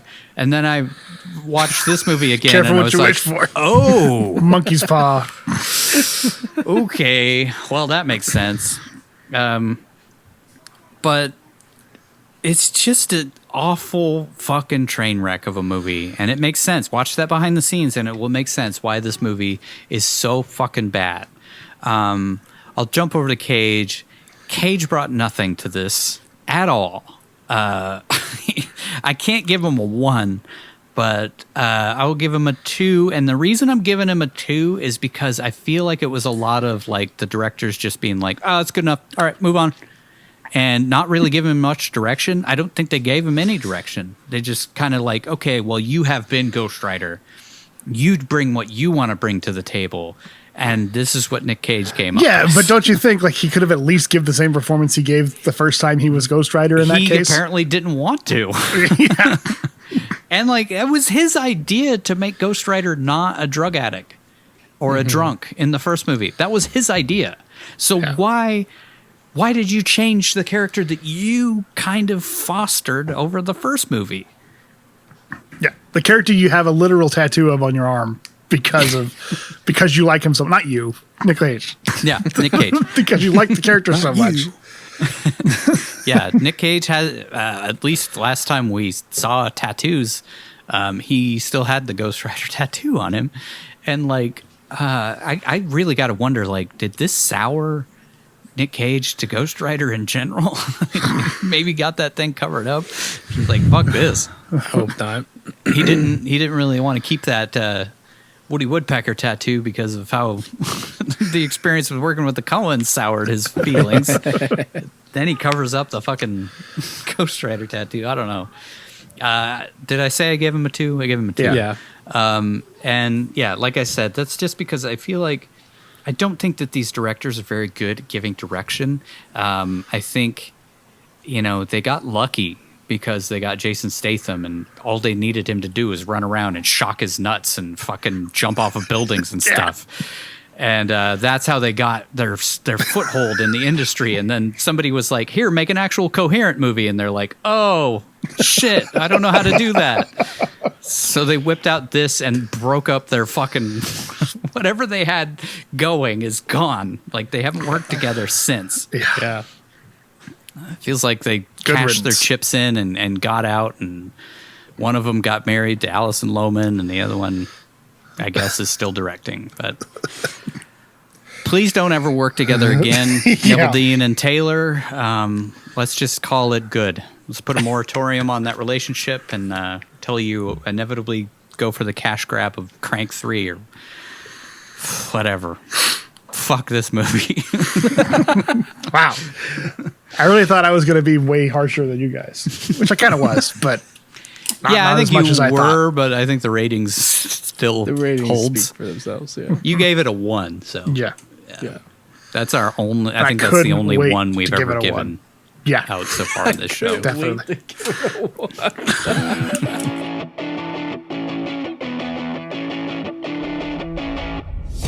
Here it is, the moment you've all been waiting for. These are the cagiest moments of the film. You're a bad man. And this thing, the writer, he feeds on Batman and he's hungry. He's hungrier than he's been in years, and that's why I'm shaking. Because right now, the only thing standing between you and the writer is me. And he's scraping at the door. Scraping at the door. All right, if you don't tell me what I want to know, I'm gonna let him out. Oh, you're awake. Hi. It's funny because when you walked in, I thought I was still dreaming. Okay, morphine. 2I morphine. You got any morphine? Oh, no morphine. You already have. Dilaudid. Valium. What do you got? Your wounds. Very weird, mister. The police want to talk to you when you wake up. No. I tell them you wake. No! Am I going to regret taking you? Yeah. Probably. It was a bee. Thought it was gonna sting your face.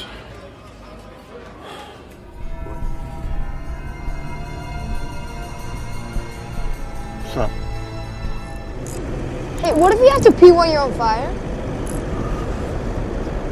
Oh, it's awesome. It's like a flamethrower. You know, it's like.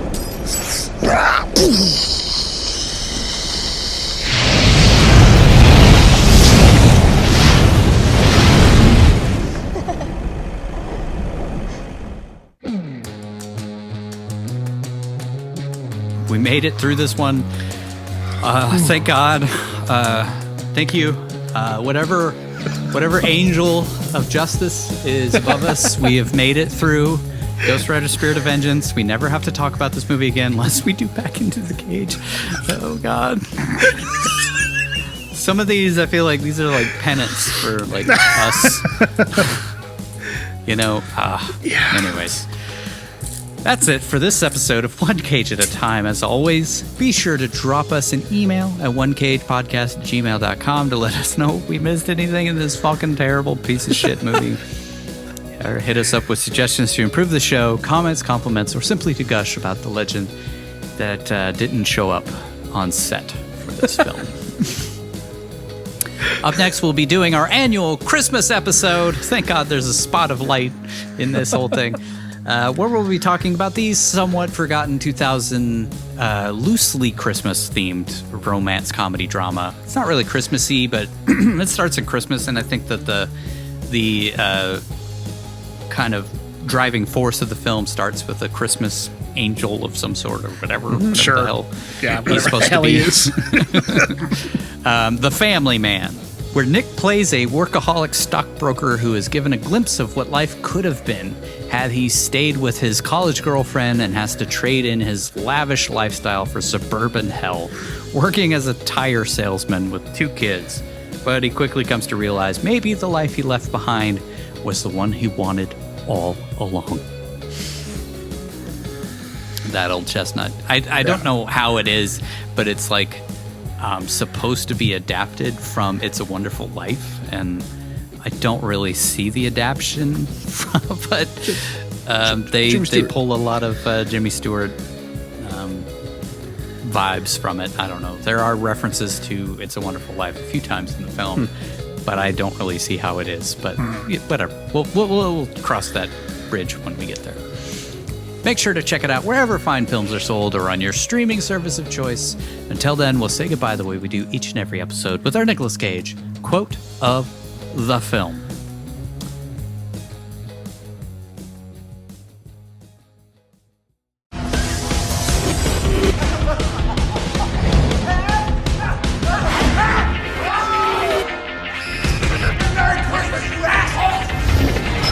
Thanks for listening to One Cage at a Time. Visit us online at onecageatatime.com or follow us on the social media platform of your choice for more Nicolas Cage goodness. Don't forget to like and subscribe to our YouTube channel, and if you really like the show, become a member of our Patreon where you can download unedited and ad-free episodes as well as listen to our follow-up show, Back into the Cage, where we re-examine each movie to discuss what we missed the first time around, answer listener questions, and wax poetic about the man, the myth, the legend that is Nicolas Cage.